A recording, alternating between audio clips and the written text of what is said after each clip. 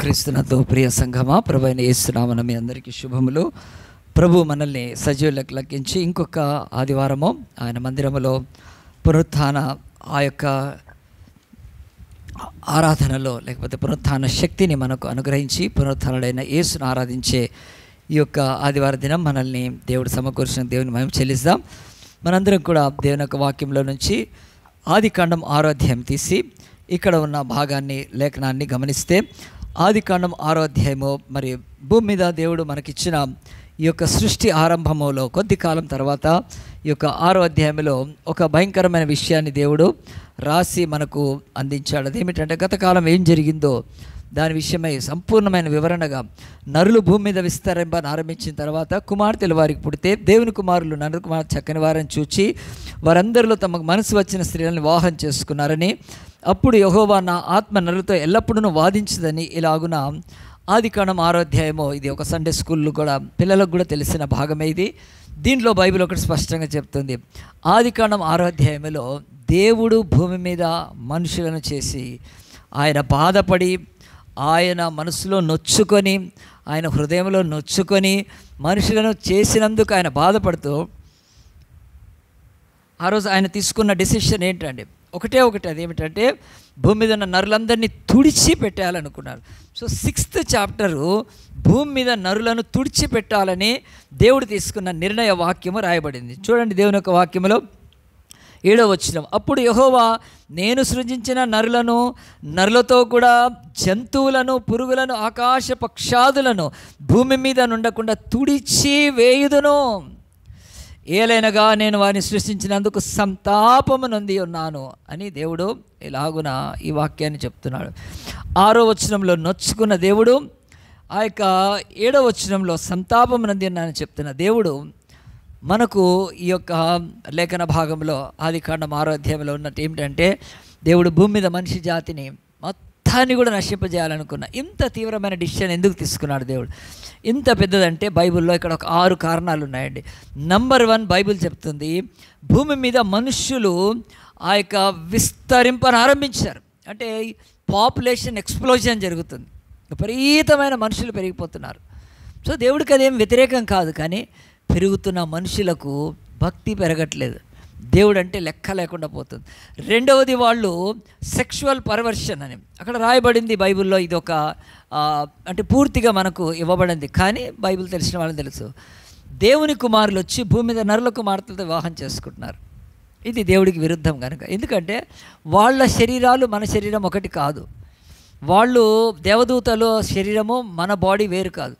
మనము ఈ యొక్క మందిరంలోకి ఈ యొక్క హాల్లోకి వచ్చాము, కిటికీలు తలుపులు అన్నీ మూసేస్తే బయటికి వెళ్ళలేము మనం, ఎందుకంటే మన శరీరము వాటిని పగలగొట్టుకొని వెళ్ళడమే తప్ప అవి మూసి ఉండగానే బయటికి వెళ్ళిపోలేం. అదే ఒక దయ్యం వస్తే వెళ్ళిపోదా? చాలా దయ్యాలు వస్తాయి ఇక్కడికి కూడా, వెళ్ళిపోతాయి కదండి. దయ్యానికి ఈ యొక్క డోర్స్ విండోస్ ఏం పనిచేయవు. మరి అలాగనే అంటున్నాడు ఈ యొక్క దేవదూతల శరీరం వేరు వాళ్ళది, వాళ్ళు మానవులతో వివాహం చేసుకొని ఇలాంటి ఒక సంతానాన్ని కనటానికి దేవుడు, కానీ వాళ్ళు ఒక భయంకరమైన దానికి తెర ఎత్తారు, ఆ పని చేశారు. కనుక ఈ సెక్షువల్ పర్వర్షన్ని బైబిల్ చెప్తుంది. మనం ఇది మీరు నమ్మినా నమ్మకపోయినా ఈరోజు వరకు కూడా మన దేశంలో కూడా దేవుళ్ళకు పెళ్ళిళ్ళు చేస్తారు. సో దేవుడు అంటే మానవుడు కాదు కదా, మరి ఎట్లా వాళ్ళకు పెళ్లి జరుగుతుంది అంటే చేస్తారు. మరి ముఖ్యంగా ఆఫ్రికాలో కూడా అలాంటి కూడా దయ్యాలు ప్రాక్టీస్ చేసే డెమనిక్లో ఖచ్చితంగా ఇది ఇప్పటికీ ఉంది.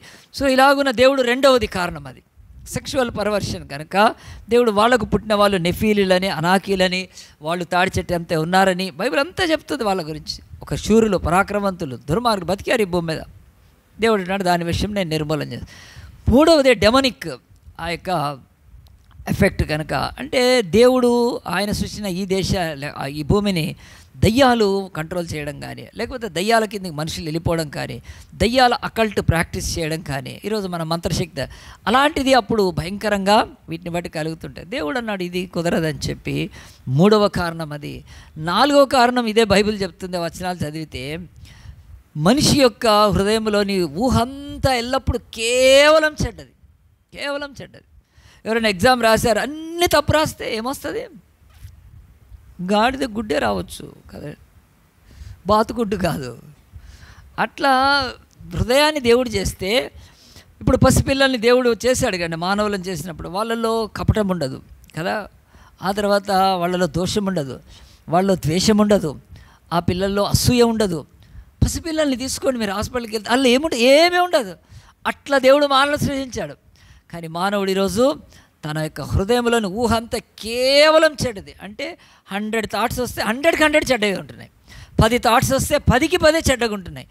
దేవుడు దాన్ని బట్టి లోకాన్ని చేయాలనుకున్నాడు, తుడిచివేయాలనుకున్నాడు. తర్వాతది భూమి మీద ఈ యొక్క బైబిల్ చెప్తుంది, మనుషులు దేవుడిచ్చిన కృపను తిరస్కరిస్తున్నారు, గ్రేస్ని యాక్సెప్ట్ చేయట్లేదు. దేవుడు కృప ఇస్తాడు, కృప ఇచ్చి ఆ కృప చేత మనుషుల్ని బాగు చేయడానికి ఇచ్చేస్తాడు. కనుక కృప అంటే గ్రేస్ అంటే మనం యోగ్యులం కాదు, అయినా మటుకి దేవుడిచ్చే ఆ యొక్క లవ్ని గ్రేస్ అంటారు, అన్మెరిటెడ్ పర్సన్కి ఇచ్చి. సో అలాగున ఆ గ్రేస్ని ఎవ్వరు కూడా ఉపయోగించుకోవట్లేదు, దేవుడు చూస్తాడు. దాని తర్వాత ఆఖరిది ఇక్కడ కింద రాయబడింది బైబిల్లో 11వ వచనం, భూమి మీద నరులు వారి మార్గాలను బలత్కారముతో నింపారు, భూమిని బలత్కారం చేస్తున్నారు.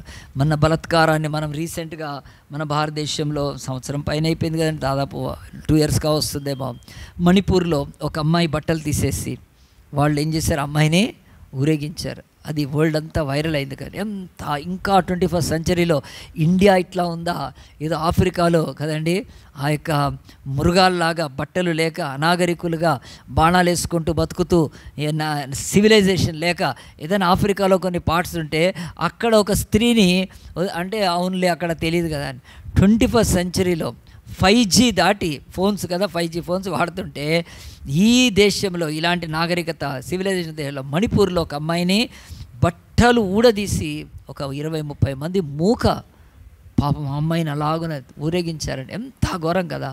సో బలత్కారం అంటే అది దోచుకోవడము, లూటీ చేయడము, ఇలాంటి భయంకరమైన రేపులు చేయడము, దహనకాండ చేయడం. కనుక ఆ స్థితికి వెళ్ళిపోయింది లోకం ఆ రోజు. కనుక దేవుడు ఏమన్నాడు, భూమి మీద ఉన్న వాటిని నేను తుడిచి వేస్తాను అన్నాడు. మరి అలాగున తుడిచి వేసినప్పుడు ఏమవుతుంది, మానవ జాతి నశించిపోతుంది. మానవ జాతి అంతా నశించిపోయిన తర్వాత మళ్ళీ దేవుడు ఇంకొక ఆదామును తయారు చేయాల్సి వస్తుంది. ఎట్లా చేస్తారో కష్టం కదా, మళ్ళీ దేవుడికి ఎందుకు ఇది.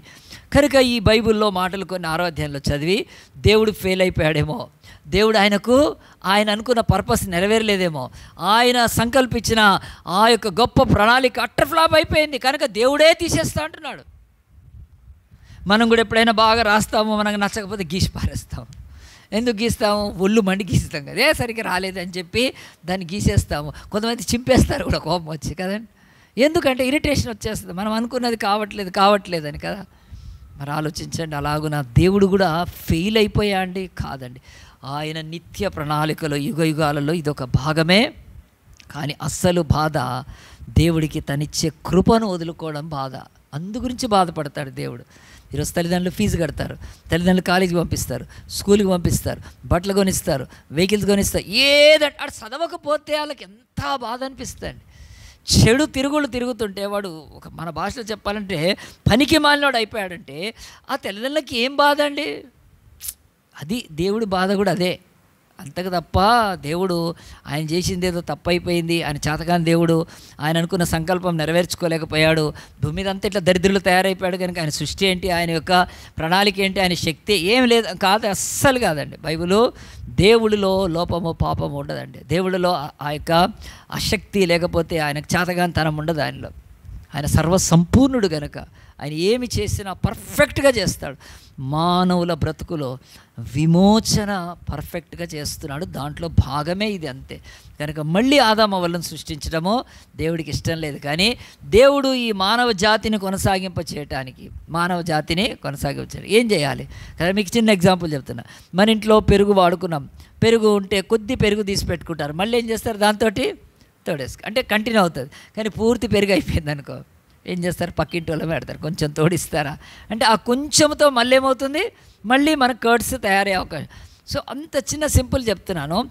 ఒక్కళ్ళనుంటే నేను మళ్ళీ మానవ జాతిని ఈ భూమి మీద నేను విస్తరింప చేయగలను దేవుడు అనుకుంటుండగా, ఆయన వెతుకుతుండగా ఒక వ్యక్తి దొరికాడండి. ఆయన పేరు నోవాహు. ఆయనకు పేరు పెట్టారే నెమ్మది అని పెట్టారు. సో ఆ నోవాహు యొక్క విషయమై బైబిల్ చెప్తుంది చూడండి. ఈ యొక్క 9వ వచనంలో దేవుడు యొక్క వాక్యము ఇలాగుంటుంది. అయితే నోవాహు యెహోవా దృష్టి యందు కృప పొందినవాడాయను. ఈ మాట ఒక్క 2 నిమిషాలు చెప్పి నేను ఇది చేస్తాను. గ్రేస్ గురించి వచ్చినప్పుడు తెలుసుకో, కృప పొందినవాడు ఆయన. పొందినవాడు కాక ఇంకా వేరే వర్డ్స్ వాడదామండి. కృప సంపాదించినవాడు అని వీళ్ళు రాయలేదు దేవుడు. కృపను వెదికి ఆయన దాన్ని పట్టుకున్నవాడు అని బైబిల్లో లేదు. ఇంకెన్నో మాటలండి, ఇంగ్లీష్లో చాలా చెప్పచ్చు, తెలుగులో కృప పొందుకున్నాడు తప్ప కృపను సంపాదించుకోలేదు. సో భూమి మీద బైబిల్ ఏం చెప్తుంటే, నోవాహును చూసి ఎవరైనా పాత నిబంధనలో ఆయన 100% పర్ఫెక్ట్ కనుక జలప్రలయంలో లేకపోతే దేవుడు నాశనం ఏమీ కాదు. నోవాహు మనలాగనే పాపం ఉంది ఆయనలో. నోవాహుకు మనలాగనే బలహీనతలు ఉన్నాయి. నోవాహు మనలాగనే ఈ భూమి మీద శోధింపబడ్డాడు. కొన్నిట్లలో మంచిగా ఉన్నాడు, కొన్నిట్లలో ఆయన బాగలేడు. So Novahu is not a perfect man. కానీ నోవాహును తీసుకొని దేవుడు ఎందుకు ఈ యొక్క జలప్రలయములో నిన్ను కాపాడుతాను, నీవు వడకట్టుకో, నేను చెప్పినట్టే నేను ఎందుకు చెప్పాడంటే నోవాహు కృపను, దేవుడిచ్చిన కృపను తీసుకున్నాడు కనుక. మంచిగా వినండి, ఒక రైతు, ఆయనకు చాలా అప్పు ఉంది, చాలా రుణం ఉంది, భయంకరమైన పరిస్థితులు. అలాంటి పరిస్థితులు అనేక మంది రైతులు ఆత్మహత్యలు చేసుకుంటూ ఉన్నారు. అప్పుడు ఈ యొక్క రైతు యొక్క రుణము లేకపోతే అతని యొక్క లోను ఏదైతే ఖర్చు ఉందో అది మాఫ్ అయిపోయింది అది ఒక్కసారి. అప్పుడు ఆయన అడిగారు ఎట్లా అంటే, ఆయన చెప్తున్నాడు, నేను వెళ్ళి బ్యాంక్ వాళ్ళతో పోరాడాను, నేను వెళ్ళి లోన్ తీసుకున్న బ్యాంకుని నేను భయపెట్టాను కనుక వాళ్ళు నా లోన్ ఇచ్చేశారు. మరి నేను బ్యాంక్ విషయమై నేను ప్రభుత్వం దగ్గరికి వెళ్ళాను, నాకు ఎట్లా లోన్ లేక ఇచ్చేస్తారని చెప్పి అన్నాను అని చాలా ప్రగల్భాలు పేలి ఏం చేశాడంటే, ఆయన నా రుణము నా యొక్క ఇది మాఫ్ అయిపోయింది, నేను తీసేసుకున్నానని చెప్తే, ఇది మనం వినటానికి కూడా మంచిగానే ఉండొచ్చేమో కానీ అది నమ్మటానికి పనికిరాదు. ఇంతవరకు మనం లోన్ తీసుకున్నాక బ్యాంకుకి కూడా ఆ శక్తి ఉండదు ఆ లోన్ ఇచ్చేయటానికి, ఆర్బీఐకి కూడా ఉండదు, గవర్నమెంట్కి కూడా ఉండదండి, అస్సలు ఉండదు. ఎందుకనంటే ఫైనాన్షియల్గా ఒకళ్ళు రుణపడితే దాన్ని తీర్చాల్సిందే. అలాంటి పరిస్థితుల్లో ఒక రైతు వెళ్ళి నేను బ్యాంకు మీద దాడి చేసి లేకపోతే బ్యాంకు వాళ్ళను ఇది చేసి అది చేసి నేను ప్రభుత్వాన్ని చెప్పేది నా రుణం మాఫీ అయిపోయిందంటే ఎవ్వడు నమ్మడు. ఇంకా ముందు కూడా ఎవడని ఇప్పుడు నేను చెప్తున్నాను కానీ నమ్మటానికి వీల్లేదు. కానీ చాలామంది ఆ యొక్క రైతు చెప్పింది నమ్మలేదు. కానీ తర్వాత తెలుసుకున్నారు ఏంటంటే, అందరి రైతులకు రుణం ఉన్న వాళ్ళవి మాఫీ అయిపోయినాయి. ఎట్లా అనంటే, ప్రభుత్వము రైతులు ఆత్మహత్య చేసుకుంటూ పురుగుల మందు తాగి చెట్లకు వేలాడేసి ఆ యొక్క ఉరి వేసుకొని సస్తూ ఉంటే వాళ్ళ కుటుంబాలు కూడా మందు తాగి ఆ యొక్క పెస్టిసైడ్స్ తాగి సస్తూ ఉంటే గవర్నమెంట్ చూసింది మనలాంటి దేశాల్లో, అయ్యో భారతదేశం యొక్క వెన్నెముక అగ్రికల్చర్ కదా, వ్యవసాయం కదా, ఈ రైతులు ఇట్లా అవుతూ ఉంటే ఎంత బాధ కదా అని ప్రభుత్వము శాసనము చట్టం చేసి రైతులకు రుణమాఫీ ఇద్దాము అనుకొని వాళ్ళు చేసిన తర్వాత ఆ రుణమాఫీని అనౌన్స్ చేసి దాని మీద మన ఎలక్షన్లో కూడా గెలిచేస్తున్నారు కూడా. అలాగూ చేసినాక అది వచ్చిన తర్వాత అప్పుడు బ్యాంకు వాళ్ళు ఏం చేస్తున్నారు, నీకు రుణము మాఫీ అయిపోయింది, నీకు ఇక నువ్వు కట్టనక్కర్లేదు అని చెప్తున్నప్పుడు దీంట్లో మీరు మంచిగా ఆలోచించండి. చిన్న ఎగ్జాంపుల్ చెప్తున్నాను. ఏ రైతు కూడా కష్టపడి రుణమాఫీ సంపాదించుకోలేడు. ఏ రైతు కూడా బ్యాంకు మీదకి వెళ్ళి బ్యాంకు వాళ్ళతో మాట్లాడి అది చేసుకోలేడు. ఏ రైతు వెళ్ళి ప్రభుత్వాలను బెదిరించి మాకు రుణం ఏమీ చేయలేరు. కేవలము దయ, ప్రభుత్వం యొక్క దయతోటి రుణమాఫీ అని చేస్తారు. చేసిన తర్వాత అది శాసనం అవుతుంది, చట్టం వస్తుంది. అది బ్యాంక్ వాళ్ళకి ఇచ్చినప్పుడు బ్యాంక్ వాళ్ళకి తీసుకొని గవర్నమెంటు ఈ డబ్బు విషయమే మాకు హామీ ఇస్తుంది కనుక మేము వీళ్ళకు మాఫీ చేస్తున్నాం. ఆ డబ్బు గవర్నమెంట్ కట్టాలి, దానికి బ్యాంకుకి గవర్నమెంట్ బడ్జెట్ ఆ రుణమాఫీకి కొంత కేటాయించి ఒకసారి కాకపోయినా బ్యాంకులకు ఇస్తారు. సో ఇలాంటిది ఒక మైండ్లో పెట్టుకోండి. నోవాహు అస్సలు పాపం లేని వాడు కాదన్నాడు. భూమి మీద అందరూ పాపులే అన్నాడు, అందరూ దుర్మార్గులుగా ఉన్నారు.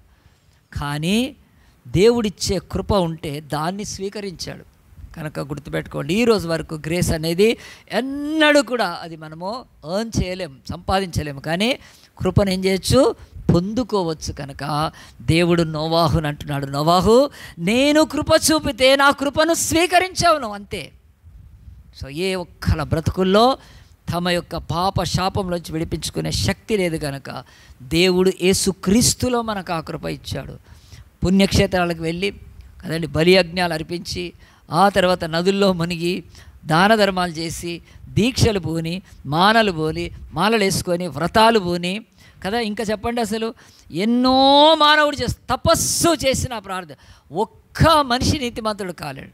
కనుక దేవుడు ఏమన్నాడు తెలుసా, ఈ భూమి మీద మిమ్మల్ని మీరు రక్షించుకోలేరు. ఒక రైతు తను ఏమి చేసి కూడా రుణంలోంచి బయటికి రాలేడు.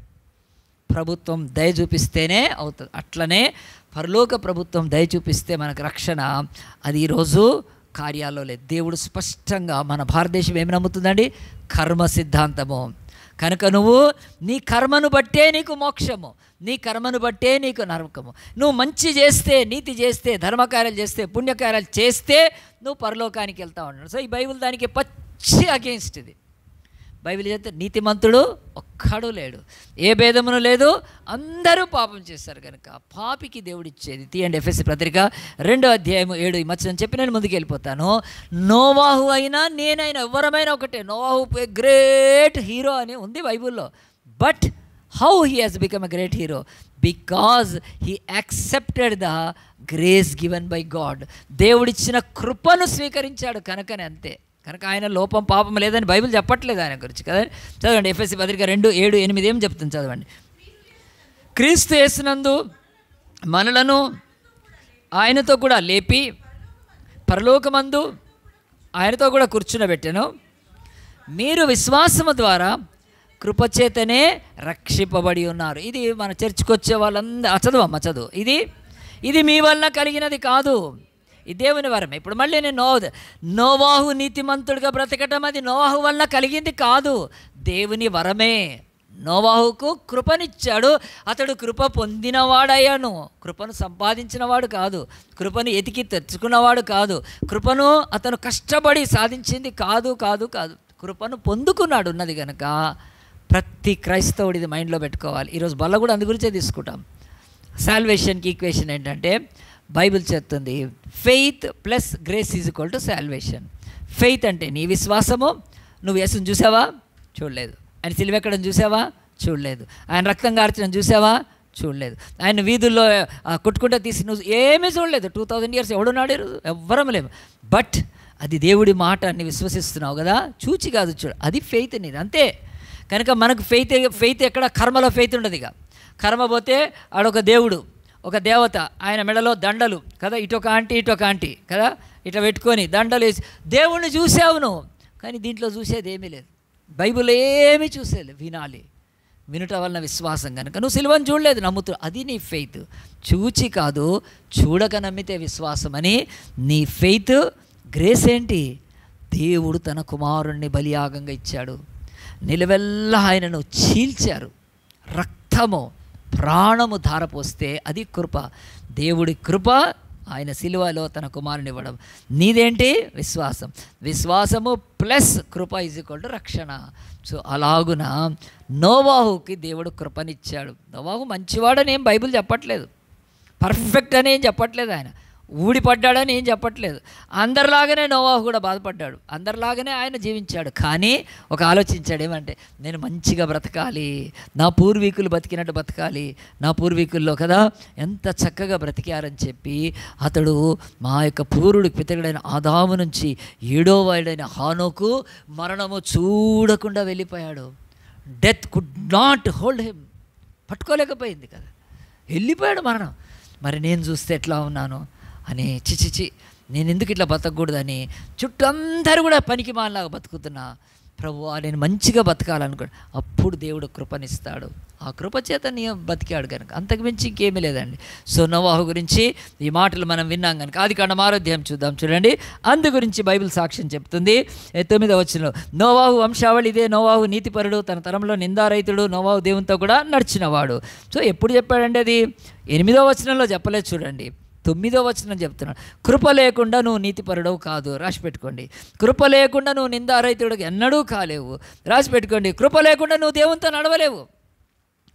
కృప లేకపోతే దేవునితో నడవలేవు. కానీ ఎవరితో నడవగలుగుతావు? దయ్యంతో నడవచ్చు, పనికి మాలినంతో కూడా నడవచ్చు. ఎవడు కృప ఉంటేనే దేవుడితో నడుస్తావు. సో దేవుడు వచనం కూడా స్పష్టంగా చెప్తున్నాడు. First God has given the grace, the second the Noah accepted the grace, received the grace, అంతే. ఆ తర్వాత he is become a righteous man. So బైబిల్లోనే ఈ సీక్వెన్స్ గుర్తుపెట్టుకోండి. నోవాహు విషయమై మనం ఏం చెప్తాం? మరి దేవుడు ఏమన్నాడు? నోవాహు, నువ్వు మంచిగా కదా, నా దృష్టిలో మంచిగున్నావు, నేను ఈ లోకాన్ని ఏం చేయబోతున్నాను? నశింపజేయబోతున్నాను కనుక నువ్వేం చేయాలి? నిన్ను వాళ్ళలో నశింపచేయను, నువ్వు పోయి ఏం చేయాలి? ఒక ఓడ కట్టుకో అన్నాడు. ఏమన్నాడండి?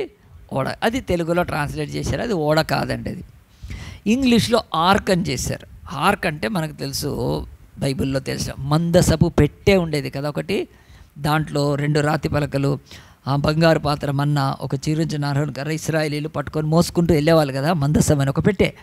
ఈరోజు పల్లకిని అట్లా ఆర్క్ అన్నారంటే దేవుడు ఓడ కట్టుమని చెప్పలేదు అతనికి. ఓడ అని తెలుగులో ట్రాన్స్లేట్ చేశారు కదా, ఓడకు సమానం కాదు. ఇక లేఖ రాశారు, డబ్బా కట్టుమన్నాడు. ఏం కట్టుమన్నాడు? పెట్టె కట్టుకో అన్నాడు. ఎందుకు అనంటే ఓడ అంటే మన మనసులో ఇప్పుడు ఓడలు వచ్చేసినాయి కనుక, ఓడ ఒక రేవు నుంచి ఇంకో రేవుకి ఏం చేస్తుంది? అది ప్రయాణం చేస్తుంది. It sails on the water and reaches the destination, ఇంకో దగ్గరికి.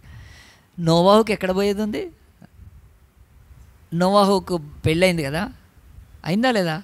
ఎట్లా చూస్తున్నారు చూడండి, అసలు పెళ్ళి అయిందా లేదా? అయ్యిందండి, ఇక్కడే ఉండదు. సో పెళ్ళి అయితే అత్తగారి ఇల్లు ఉంటుందా లేదా నోవాహుకి? సో ఓడ వేసుకొని వాళ్ళ అత్తగారింటికి పోయి రావాలా? లేకపోతే వాళ్ళ భార్యను తీసుకొని ఒక రౌండ్ కొట్టారు కదా, వంశీ పోయి వస్తూ ఉంటాడు, కొంచెం కోదాడు కదండి, వంశే కదా, అందరూ వెళ్తారు కనుక.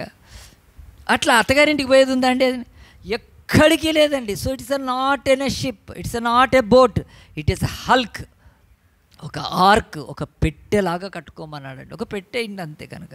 అలాగున దేవుడు చెప్పినప్పుడు దాని సైజ్ ఎంత ఉండాలి, దాని యొక్క ఎడల్పు ఎత్తు ఎంత ఉండాలి, దానికి ఏం పుయ్యాలి, ఎన్ని అరలు, అంతా దేవుడు ఇచ్చాడు.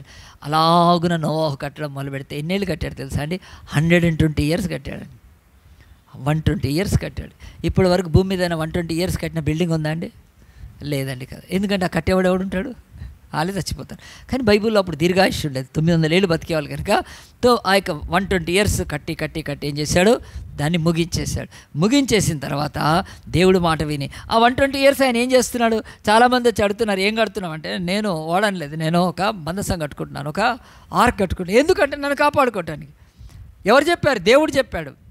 ఎందుకంటే రాబోయే ఒక ప్రళయం వస్తుంది, ఆ ప్రళయంలో కాపాడుకోవటానికి నన్ను దీంట్లో ఉండమన్నాడు. సరే నవ్వుకున్నారు. ఎవడి పొలం వాడు దున్నుకుంటున్నాడు, ఎవడి పంట వాడు వేసుకున్నాడు, ఎవడి తోటలు వాడు వేసుకున్నాడు, ఎవడి పెళ్లి వాడు చేసుకుంటున్నాడు, ఎవడి వ్యాపారం వాడు చేసుకున్నాడు. ఏ దుర్మార్గుడు ఆ దుర్మార్గతలోనే ఉన్నాడు.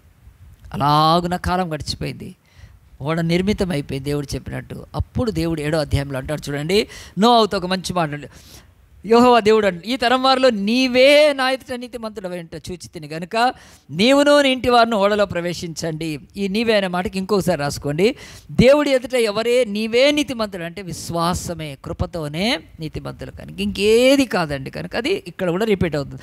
పవిత్ర జంతువుల్లో ప్రతి జాతి పోతులు 7 పెంటలు 7, పవిత్ర జాలు కాని జంతువుల్లో ప్రతి జాతి పోతులు పెంటి 2, ఆకాశ పక్షుల్లో ప్రతి జాతి మగవి 7, ఆడవి 7, నీ భూమి మీద అంతటి మీద సంత జీవ కాపాడిని యుద్ధం ఉంచుకొనము. ఎందుకనగా ఇంకను 7 దినములకు నేను 40 పగళ్ళు 40 రాత్రులు భూమి మీద వర్షము కురిపించి నేను చేసిన సమస్త జీవరాశులను భూమి మీద ఉండకుండా తుడిచి వేయుదునని నోవాహుతో చెప్పాను. నోవాహు వెంటనే ఆయన ఆజ్ఞాపూర్వకం నోవాహు యావత్తు చేశాను. గట్టిగా ఒకసారి చెప్పండి కొడతామండి. యావత్తు చేశాను, మొత్తం చేశాడు చెప్పినట్టు. ఎందుకంటే నమ్మాడు కనుక, దేవుడు కాపాడుతున్నాడు కనుక, విశ్వాసం ఉంచాడు కనుక. ఎంత ఎగతాళి చేసినా, ఎంత ఇది చేసినా ఏది పట్టించుకోలేదు. తన ఓడను కట్టి దానిలోకి వెళ్ళిపోయాడు. తర్వాత బైబిల్ చెప్తుంది, దేవుడు చెప్పినట్టుగానే ఆ భూమి మీదకి ఏం తీసుకొచ్చాడండి కదా. ఇక ఇది చెప్పనక్కర్లేదు 100 సార్లు. ఆకాశపు తూములు దేవుడు ఇప్పాడు, ఆకాశం నుంచి వర్షము కనుక భూమి కింద నుంచి దేవుడు ఆ యొక్క ఊటలు నింపినప్పుడు భూమి అంతా జలప్రళయం అయిపోయిందండి. జలప్రళయం అయిపోయి నిండిపోయింది. జలములు పెరిగి 15 మూరలెత్తు భూమి మీద ఉన్న పర్వతాలన్నీ మునిగిపోయినాయి. ఖతం అయిపోయిందండి. హైదరాబాద్లో నిన్న వర్షం వస్తే ఒకళ్ళు చచ్చిపోయారండి. ఒక్కరోజు వర్షం, అది కూడా ఎంతసేపు పడిందండి, ఈవినింగే. నేను కాస్త బయటికైతే నేను ఎక్కువ వెళ్ళలేదు, కానీ పోతాం చూస్తూనే ఉన్నాం. వర్షం అన్నారు, సాయంత్రం న్యూస్. హైదరాబాదులో ఏమంటారండి, మన తొక్క ఇంత వర్షానికి ఒక మనిషి చచ్చిపోయాడండి. అలాంటిది 40 days వర్షం పడితే, ఈ రోజు వరకు భూమి మీద చెప్తున్నారండి సైంటిస్టులు కానీ ఒక టెక్నాలజీ, 5 రోజులు వర్షం పడితే ఏ సిటీ ఉండదండి. ప్రార్థన చేద్దామా మనం ఒక్కొక్క సిటీ గురించి? 5 days వర్షం పడితే ఎన్ని సిటీస్ ఇండియాలో ఉండవండి తెలుసా. 3వ రోజు 4వ రోజు తర్వాత స్థితి స్తంభించిపోతుంది. 5 రోజులు పడితే ఖతం అయిపోతుంది. దేవుడు అంటున్నాడు, భూమి ఆకాశం పెంచి దేవుడు ఎన్ని రోజులు? 40 పగళ్ళు 40 రాత్రులు. భూమి మీద వర్షాలాగున పర్వతాలన్నీ నిండిపోతున్నప్పుడు భూమి మీద ఉన్న ఈ శ్వాస కలిగిన వాళ్ళు డ్రై ల్యాండ్ మీద, పొడి నేల మీద ఉన్న ఆకాశంలో కింద ఉన్నవన్నీ కూడా చచ్చిపోతున్నాయి, మృతమైపోతున్నాయి, చచ్చిపోతున్నాయి. మరి నోవాహు ఏమయ్యాడండి? చక్కగా బ్రతికున్నాడు. నోవాహుకి ఇప్పుడు ఎక్కడ వెళ్ళాలి? ఎక్కడికి వెళ్ళేది లేదు. సో ఈ యొక్క హల్క్ ఇది యాక్చువల్గా చెప్పాలంటే ఇది ఓడ కాదండి, ఇది ఆర్క్ అనే ఉంది బైబిల్లో. అదేమిటంటే God has asked Noah to build the hulk or ark only for to float, not to sail. అంటే సెయిల్ అంటే ఓడ ఇలాగున పోయేది కాదు, అది తేలితే చాలు. గుర్తుపెట్టుకోండి, ఈరోజు మన బతుకుల్లో క్రైస్తవ జీవితం is not for sailing, only for floating. మనం ఈ పాపపు లోకంలో మునిగిపోకుండా ఉంటే చాలు. నువ్వు ఇక్కడి నుంచి లేచి బద్రీనాథ్కి, కేదార్నాథ్కి, మక్కాకి, ఆ తర్వాత యెరూషలేముకు పోవటానికి పిలవలేదు దేవుడు నిన్ను. ఈ పాపపు లోకములో పాపము లేకుండా పైన బతుకు. ఈ శాపపు లోకములో దాంట్లో మునిగి పైన అంతే నీ కొరకు కట్టుకో రక్షణ కూడా, ఇంకేమీ లేదు. నువ్వు ఈడికి వెళ్ళేసి తిరుపతికి, యాదగిరిగుట్టకి ఏం పోనక్కర్లేదు. ఎవడైనా ఉంటే చెప్తున్నాను నేను, క్రైస్తవులు కూడా ఎవడైనా యొక్క యెరూషలేముకు పోయినా ఎక్కడ పోయినా ఏమీ లేదు. God has asked you to build an arc which can float on the waters. Sailing కాదండి. పడవలు ఎప్పుడు ఏం చేస్తా, ఎందుకంటే అది సెయిలింగ్ అయితే ఏం చేసేవాడు, దానికి తెడ్లు పెట్టి అనేవాడు దేవుడు. ఉందా? నేను ఇప్పుడు 100 సార్లు చదివాను ఇది. నోవాహు 100 కాదు 1000 సార్లు చదివి ఉంటాను ఇప్పుడు నా 40 ఏళ్ల జీవితంలో. ఒక్క చోట చూపించండి ఏదైనా బైబిల్లో తెడ్లు పెట్టి కదా. నోవాహు, ఆయన 3 కొడుకులు, వాళ్ళ భార్య, వాళ్ళ అందరు నేర్చుకొని హైలెస్సా అనే తెడ్లు కొట్టారండి. దానికి ఏమీ లేదు. క్రైస్తవ జీవితం చెప్తుంది ఎందుకు దేవుడు సెయిలింగ్ ఆయనకు పెట్టలేదు, ఎందుకంటే ఆ యొక్క ఓడ ఎందుకు నీళ్ల మీద ప్రయాణం చేయడానికి పెట్టలేదంటే బైబిల్లో దానికి కీలకమైన వర్షం. అది చెప్పింది ఈ భాగాన్ని ముగిస్తాం. 6వ అధ్యాయం తీయండి. 6వ అధ్యాయంలోనే బైబిల్ చెప్తుంది, ఆనాడు భూమి మీద మనుషులు ఈ స్థితికి వచ్చినప్పుడు మరి దేవుడు 6 కారణాలు చూపించాను నేను. దేవుడు ఎందుకు భూమి మీద సమస్తాన్ని నశింపజేశాడంటే ఆయన భూమి అలాగున పాపంతో నిండిపోయింది కనుక, ఆ యొక్క పాపం పండింది కనుక అలాగున దేవుడు చేశాడు. అయితే ఈ యొక్క నోవాహు ఓడ మాత్రం ఎందుకు దానికి ఏదో ఎక్కడికో వెళ్ళాలని ఒక దారిని ఇచ్చేయలేదంటే 12వ వచనం, దేవుడు భూలోకమును చూసినప్పుడు అది చెడిపోయి ఉండెను, భూమి మీద సమస్యలు తమ మార్గమును చెరిపివేసుకొని ఉండేరి. ఒకనాడు ఈ భూమి మీద ఒక మార్గం ఉంది, ఆ మార్గాన్ని మనుషులు తమ మార్గాలను చెరిపేసుకున్నారు కదండి. ఈరోజు వరకు కూడా మంచి మార్గంలో నడువు అంటారండి. మంచి మార్గం అంటే మరిది ఎక్కడుంది? అది హ్యాబిట్స్ దగ్గర ఉందా, కోటి దగ్గర ఉందా అని అడిగితే అది బుద్ధిహీనమైన. ఎవరు అన్నారు? అరే మంచి మార్గంలో నడుచుకో అంటే దానికి అర్థం మనకు తెలుసు. మంచి మార్గంలో అంటే ఆ యొక్క పాపం మార్గము, దుర్గారమైనది, అనీతి మార్గము, అపరిశుద్ధమైనది, లుచ్చా లేకపోతే బైబిల్ ప్రకారం వదిలిపెడితే పక్కన భయంకరమైన దౌర్భాగ్యమైన బతుకు, తాగుడు, కార్డ్స్, వాడు పేకాడ, ఎన్నో చెత్త పనులు ఉన్నాయి కదా, దొంగ పనులు, మోస పనులు, స్కాములు చేయడం, అదంతా చెడు మార్గం. ఒక్క మాటలో చెప్పారు, మనుషులు తమ మార్గములను చెరిపేసుకోరు. దేవుడు ఆనాడు నోవాహు కాలంలో టెంపుల్ లేదు, దేవాలయం లేదు. నోవాహు కాలంలో యాజకుడు లేడు, ఒక పాస్టర్ ప్రీస్ట్ ఎవరు లేరు. నోవాహు కాలంలో ఒక ధర్మశాస్త్ర గ్రంథం లేదు. మరి వాళ్ళు ఎట్లా నడుచుకున్నారు? నోవాహు ఎట్లా నీతిమంతుడు అంటే దేవుడిచ్చిన మార్గాలు వాళ్ళకి తెలుసు, నీతి మార్గాలని కదండి, నీతి మార్గాలని తెలుసు కనుక చిన్న పిల్లల్ని స్కూల్లో నుంచి చిన్న పిల్లల్ని స్కూల్కి వదిలేసి వస్తే 4 రోజులు ఆ మార్గంలో వస్తే ఆ పిల్లలు ఆ దారి తెలుస్తుంది, చక్కగా వచ్చేస్తారు. తెలుసా ఎందుకు వస్తారంటే వాళ్ళ మమ్మీ డాడీ రోజు తీసుకొస్తారు కనుక. ఎవరైనా ఇటు కాదు ఇటు అని చెప్పి వాళ్ళు ఎంత చక్కగా వస్తారంటే పసిపిల్లలకు రోడ్డు తెలియదు, అది 30 ఫీట్ రోడ్డా, 20 ఫీట్ రోడ్డా, అది సీసీ రోడ్డా, సిమెంట్ ఏమీ తెలియదు కదండి కదా. ఇది ఈ కాలనీ, అది ఆ కాలనీ కదా, ఇది ఎమ్మెల్యే కాన్స్టిట్యూషన్సీ వస్తుంది, ఇది ఎంపీకి వస్తుంది, ఈ కారు ఏమి, ఇది ఏ పోలీస్ ఏమని తెలుసా అని పిల్లలకు ఏమీ తెలియదు. మా ఇల్లు ఇటే అని స్కూల్ అరగానే సర్రని ఇంటికి పరిగెత్తుకొని వస్తారు, మైండ్లో ప్రింట్ అయిపోద్ది. దేవుడు అన్నాడు నోవాహు కాలంలో రాసిన మార్గం ఏమీ లేదు, చెప్పే ఒక యాజకుడు ఎవడు లేడు, ఒక దేవాలయం లేదు. బట్ దేవుడు ఆనాడే వాళ్ళ హృదయాల్లో మార్గంలు ఇచ్చాడు. ఆ మార్గాలను ఏం చేశారు? వాళ్ళు చెరిపి వేసేసుకున్నారు. చెరిపి వేసుకున్నందుకు దేవుడు అంటున్నాడు, నోవాహు నీవు చెరిపి వేసుకోలేదు కనుక ఈ నీళ్ళ మీద, ఇప్పుడు నీళ్ళ మీద మార్గం ఏదైనా ఉందా అతనికి? ఏ మార్గం లేదండి. ఎందుకు? అతడు మహిమ గల జీవ మార్గాన్ని తెలుసుకున్నాడు కనుక భూమి మీద ఏ మార్గాన్ని. ఈరోజు మార్గాలు ఉంటాయండి. వాయు మార్గం ఉంటుందా లేదా? ఏరోప్లేన్లు వెళ్ళేది ఒకటి ఉంటుంది. ఆ తర్వాత నీటి కదా జల మార్గం ఉంటుంది. షిప్పులు ఎక్కడి నుంచి పోవాలో ఉంటుంది. ఆ తర్వాత మనం రోడ్డు కదా భూ మార్గాలు ఉంటాయి. ఈ మార్గాలు ఉన్నప్పుడు దేవుడు అన్నాడు వీటికి మించి ఆనాడు మనుష్యులు తమ మార్గాలను చెరిపి వేసుకున్నప్పుడు, నోవాహు నీవు సత్య మార్గంలో ఉన్నావు, నీవు జీవ మార్గంలో ఉన్నావు కనుక నువ్వు ఇంకెక్కడికో పోయి ఏదో పొట్టేది లేదు. నువ్వు జస్ట్ తేలు నీళ్ళ మీద, భూమి మీద మార్గాలందరివి జరిపి పారేశాడు. గుర్తుపెట్టుకోండి, దేవుడు అంత స్పష్టంగా నోవాహుతో భూమి మీద జలప్రలయం పంపించినప్పుడు, దేవుడు ఆయన తుడిచి పెట్టేసినప్పుడు నోవాహు ఒక్కడు కాపాడబడ్డాడు. ఆయన ఫ్యామిలీ ఒక్కటి కాపాడబడింది కనుక మనం రెండవది తీసి ఇక్కడ నుంచి యెహోషువ గ్రంథం తీయండి. ఈ షార్ట్ భాగం చెప్పి నేను ముగిస్తాను. ద్వితీయోపదేశకాండం తర్వాత యెహోషువ గ్రంథం వస్తుంది. యెహోషువ గ్రంథంలో 6వ అధ్యాయం తీస్తే కరెక్ట్గా ఆదికాండం 6 చూసాం కదా, ఇప్పుడు యెహోషువ గ్రంథం 6 చూద్దామండి.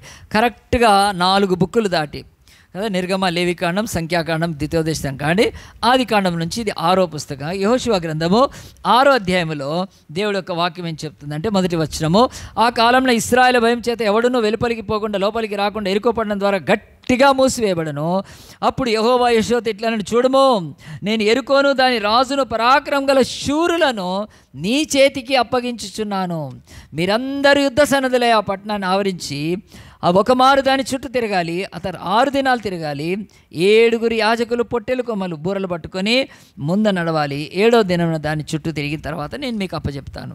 ఇది కూడా సండే స్కూల్ కథ అండి, చిన్నదే కనుక చాలా మంచి బైబిల్లో ఉన్న గాథలు. ఇశ్రాయేల్ ఇప్పుడు ఎక్కడున్నారంటే ఎరుకో అనే ఒక పట్టణం ఉన్నారు. ఇక్కడ ఎంతమంది మీరు గోల్కొండ చూశారండి? ఒకసారి చేతండి గోల్కొండ చూసిన వాళ్ళు కదా. ఓకేనండి, ఇంకెందుకు మిగతా వాళ్ళు చూడట్లేదు? నేను తీసుకెళ్తాను, వస్తారా గోల్కొండకి? నేను అన్నోజ్గూడలో 25 ఏళ్ల క్రితమే పిల్లల్ని తీసుకెళ్ళామండి. అప్పుడు మా పాప అక్స చిన్న గుడ్డ వచ్చేసారు. 100 మంది పిల్లల్ని డీసీఎం మాట్లాడుకొని పోయి చూపించాను, చాలా చూపించాను హైదరాబాద్లో వాళ్ళకి. సో మీరు కూడా గోల్కొండ చూడండి. గోల్కొండ చూస్తే ఎరుకో గురించి అర్థమవుతుంది. ఎరుకో ఒక అభేద్యమైన పట్టణము, ప్రాకారము, కోట, గొప్ప దిట్టగా ఉన్నది కనుక మరి దేవుడు అన్నాడు, ఆ ఎరుకోని మీకెందుకు అప్పచెప్తాను అంటున్నాడు ఇక్కడ బైబిల్లో. ఇది మన క్రొనాలజికల్గా తెలియాలంటే ఇశ్రాయేల్ అనే దేవుని ప్రజలు ఈ భూమి మీద 400 ఏళ్ళు వాళ్ళు బానిసలుగా ఉన్నప్పుడు దేవుడు ఐగుప్తు బానిసత్తులోంచి వారిని విడిపించి, ఆయనే కృపచేత విడిపించి తను ఐగుప్తుతో పోరాడి వాళ్ళని బయటికి తీసుకొచ్చాడు. 60 ఏళ్ల తర్వాత మనకేమొచ్చిందండి? తెలంగాణ వచ్చిందా లేదా? తెలంగాణ వచ్చిందా లేదా? టీఎస్ఏ ఉంది కదా మనది, ఇక నో డౌట్ లేదు కదా. మళ్ళీ పోద్దా ఏమన్నా? లేదండి. తెలంగాణ 60 ఏళ్ళు పోరాడారండి. అది మీకు అందరికీ తెలుసు. తెలంగాణ ఉద్యమం కూడా జరిగింది. అట్లే తెలంగాణ ఎట్లా వచ్చిందో అట్లా ఒక స్వయం ప్రతిపత్తి కింద ఒక దేశం ఏర్పడటానికి ఎంతో పోరాటం జరుగుతుంది. 400 ఏళ్ళు పైన పోరాడారు. పాపం నలిగిపోయారు ఇశ్రాయేల్ అనే దేవుని ప్రజలు, యూదులు ముఖ్యంగా ఇశ్రాయేల్ అనే ప్రజలు. దేవుడు వాళ్ళని బయటికి తీసుకొని వచ్చి ఎర్ర సముద్రాన్ని పాయలు చేపించాడు. ఆ తర్వాత ఆయన మారాతను అలాగూ నడిపించుకు అరణ్యంలో వాళ్ళు మాట వినందుకు 40 ఏళ్ళు అరణ్యంలో తిప్పి 40 ఏళ్ల ఎండింగ్లో వాళ్ళు ఆ యొక్క పాలు తేనెలు ప్రవహించే వాగ్దాన దేశం ఇస్తాను. కేసీఆర్ ఎన్నిసార్లు చెప్పాడండి, డబల్ బెడ్రూమ్ కదా. ఇచ్చారా లేదా? ఇచ్చాడు. నీకు చెప్పు, ఇచ్చాడా లేదా అండి? ఇచ్చాడండి కదా. అందరికీ లేదులేండి కానీ ఇచ్చాడు. సో అలాగున్నే మరి ప్రామిస్ చేస్తే చేస్తారు కదా. అలాగున్నే దేవుడు ప్రామిస్ చేశాడు ఏమని? ఇశ్రాయేలు నువ్వు రాజ్యములకు మకటంగా నేను చేస్తాను, రాజ్యములకు శిరస్సుగా నేను చేస్తాను. బట్ టైం అని చెప్పి 400 ఇయర్స్ తర్వాత వాళ్ళను పాలు తేనెలు ప్రవహించే ఒక దేశానికి అక్కడ తీసుకొచ్చి వాగ్దానం అని. దానికి మరి అది ఉట్టిగా తీసుకోవడం కాదు, దానికి యుద్ధం చేసి పొందాలి. దానికి యుద్ధం చేయాలని చెప్పినప్పుడు 40 ఏళ్ల క్రితం వాళ్ళు నమ్మలేదు. ఇప్పుడు 40 ఏళ్ల తర్వాత మేము చేయొచ్చు అనుకున్నారు. అప్పుడు దేవుడు యోర్దాను నదిని దాటించి మోషే తర్వాత యెహోషువ నాయకుడు అయిపోయాడు కదండి. మనకు కేసీఆర్ పోయి ఇప్పుడు ఎవరయ్యారు? రేవంత్ రెడ్డి అయ్యారు. వీళ్ళిద్దరికి నేనేం పోల్చట్లేదు కానీ ఒకళ్ళ తర్వాత నాయకులు ఎట్లా వస్తారో అట్లా మోషే చనిపోయాడు. యెహోషువ ఇశ్రాయేలుని తీసుకొని ఆయన యోర్దాను నదిని దాటి వాళ్ళకి ఎదురుగా ఈ పట్టణం అన్నది. దేవుడు నన్ను ఇవే మీకు ఇస్తానని నేను ఎరుకోతో పాటు అమాలేకీలు, కనానీయులు, పెరిజ్జీలు, ఎబూసీలు ఉన్నారు అక్కడంతా. వీళ్ళందరి రాజ్యాలు మీకు ఇస్తాను, కానీ మీరు పోయి స్వతంత్రించుకోవాలి అని చెప్పినప్పుడు యెహోషువ అన్నాడు, ప్రభా తప్పకుండా మేము యుద్ధం చేస్తాం, నువ్వు చెప్పినట్టు చేస్తాం అన్నాడు. వాళ్ళు ఫస్ట్ ఎరుకుంది ఎరుకో పెద్ద ప్రాకారాలు గల పట్టణం అది. దాన్ని ఎట్లా జయించాలి అంటే దేవుడు అన్నాడు సింపుల్గా, యుద్ధం యెహోవాది, నాది, నేను చెప్పినట్టు విను. నీవు నీలోని ఆ యొక్క యాజకులను తీసుకో. యాజకులు అప్పటికే ఉన్నారు, వాళ్ళు దేవుని సేవ చేసేవాళ్ళు. వాళ్ళు ఏం చేయాలి, ఆ యొక్క పొట్టేలు కొమ్ములు తీసుకోవాలి, తీసుకొని వాళ్ళు రెడీగా ఉండాలి. ఆ తర్వాత ఆ యొక్క లేవీలు, ఆ యాజకులు వాళ్ళు మందసం తీసుకోవాలి, ఇలాంటిది వాళ్ళకి దేవుడు ఇచ్చిన మందసం. ఆ మందసాన్ని తీసుకొని ఏం చేయాలి, నిలబడాలి. ముందు దండు ఉంటుంది సైన్యము, తర్వాత యాజకులు బూరలు దేవాళ్ళు ఉంటారు, తర్వాత ఎవరుంటారు, ఆ యొక్క మందసం, మళ్ళీ వెనక సైన్యం ఉంటుంది. మీరందరూ పెళ్లి బారాత్కి వెళ్ళారా లేదా? నేను చిన్నప్పుడు చాలా వెళ్ళేవాడిని బారాత్లో ఫస్ట్ పెళ్ళికొడుకు పెళ్ళికూతుని పెడతారా, లేకపోతే బ్యాండ్ వాళ్ళు ఉంటారా? నిజంగా చెప్పండి, ఉంటారా లేదా? ఒకవేళ పెళ్ళికొడుకున పెళ్ళికూతుని బ్యాండ్ వెనక పెడితే చిచి బాగుండదు కదా. బ్యాండ్ వాళ్ళు ఉంటారు, కొంతమంది తర్వాత వాళ్ళది.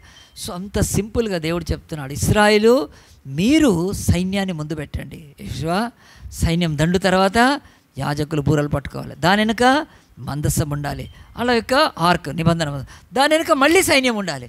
మీరేం చేయాలి, ఆ యొక్క ఎరుకో చుట్టూ రోజుకు ఒక రౌండ్ కొట్టాలి.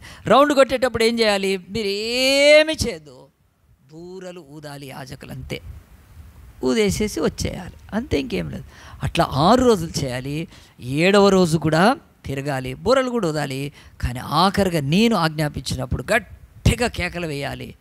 కేకలు వేసినప్పుడు ఏమవుతుంది, నేను ఆ ఎరుకోను మీకు అప్పచెప్తాను, అంతే. మీరు దాని మీద విల్లు వేయనక్కర్లేదు, ఈట వాడనక్కర్లేదు, బల్లెం వాడనక్కర్లేదు, మీరు ఇంకే ఆయుధం వాడనక్కర్లేదు, కానీ నేను దాన్ని అప్పచెప్తాను, దాన్ని కూల్చేస్తాను అన్నప్పుడు మరి యెహోషువ ఏం చేశాడండి, తన ప్రజలకు చెప్పాడు. వాళ్ళంతా పూనుకున్నారంటే బైబిల్ ఒకటి చెప్తుంది, ఇక్కడ కూడా ఫెయిత్ ఉండాలి, దేవుడి మాట మీద ఫస్ట్ ఇశ్రాయేలీలు నమ్మాలండి. దేవుడు మాకు ఈ పట్టణాన్ని మేము ఏమీ చేయకుండా అప్పచెప్తాడు, నంబర్ 1. రెండవది యెహోషువ నమ్మాలి, నాయకుడు, దేవుడు చెప్పిన మాట ప్రకారము మనకి ఈ పట్టణాన్ని ఇస్తాడని. మూడవది నాయకులు నమ్మాలి, సైన్యాధికారులు ఉంటారు ప్రతి భాగాన్ని, వాళ్ళు నమ్మితే తప్ప వాళ్ళు రారు, వాళ్ళు నమ్మాలి. నాలుగవది వీళ్ళ మధ్యలోకి ఎవరిని తీసుకుపోతున్నారండి, యాజకులను తీసుకుపోతారు. వాళ్ళు యుద్ధాలు ఏం చేయరు, అరే పోయి మమ్మల్ని అప్పచెప్తే మీరైతే యుద్ధం చేసి బయటపడతారు, మేము చచ్చిపోతాం, మేము రాము. వాళ్ళు నమ్మాలి, యాజకులు కూడా మందసం తీసుకోవాలి, వాళ్ళు బూరలు తీసుకోవాలి. అంతలో పడవడన బయటకు వచ్చి చంపేస్తే వాళ్ళు నమ్మాలి. తర్వాత చివరిగా సామాన్యమైన దండు, వాళ్ళు నమ్మితే తప్ప, అందరూ నమ్మారండి. వాళ్ళు యాజకుడి ఆ యొక్క యెహోషువ మాట విని వాళ్ళు అలాగున 1 రోజు, 2 రోజులు, 3 రోజులు, 4 రోజులు, 5 రోజులు, 6 రోజులు తిరిగి 7వ రోజు తిరిగి ఊదంగానే ఆ యొక్క ప్రాకారాలు కూలిపోయినప్పుడు బైబిల్ చెప్తుంది, వీళ్ళు లేచి వెళ్ళి ఆ ప్రాకారాల మీద నుంచి దాటి ఏం చేశారో చూడండి, బైబిల్లో రాయబడింది. 6వ అధ్యాయంలో చూడండి, 20వ వచనం, యాజకులు బూరలు ఊదగా ప్రజలు కేకలు వేసి ఆ బూరధ్వని విన్నప్పుడు ప్రజలు ఆర్భాటంగా కేకలు వేయగా ప్రాకారము కూలెను. ప్రజలందరూ తమ ఎదుటి చక్కగా పట్టణం ప్రకారం ఎక్కి పట్టణంను పట్టుకొని వారి పురుషులనేమి స్త్రీలనేమి చిన్న పెద్దలందరినీ, ఎద్దుల్ని, గాదుల్ని, గాడిదల్ని, ఆ పట్టణంలోని సమస్తమును కత్తివాత సంహరించిరి. గట్టిగా చప్పట్లు కొడదామండి. బైబిల్ చెప్తుంది వాళ్ళు దాంట్లో ఉన్న ఏది కూడా తీసుకోవద్దని, అది శపితమైన పట్టణం, ఏమి తీసుకోవద్దని చెప్పి దాన్ని నాశనం చేశారు. సో బైబిల్లో ఇక్కడ ఈ యొక్క మాట చెప్పబడ్డప్పుడు మీకు 2 చూపించానండి. ఒకటి నోవాహు ఓడ, ఇక్కడ యెహోషువ గ్రంథంలోని యెరికో పట్టణం.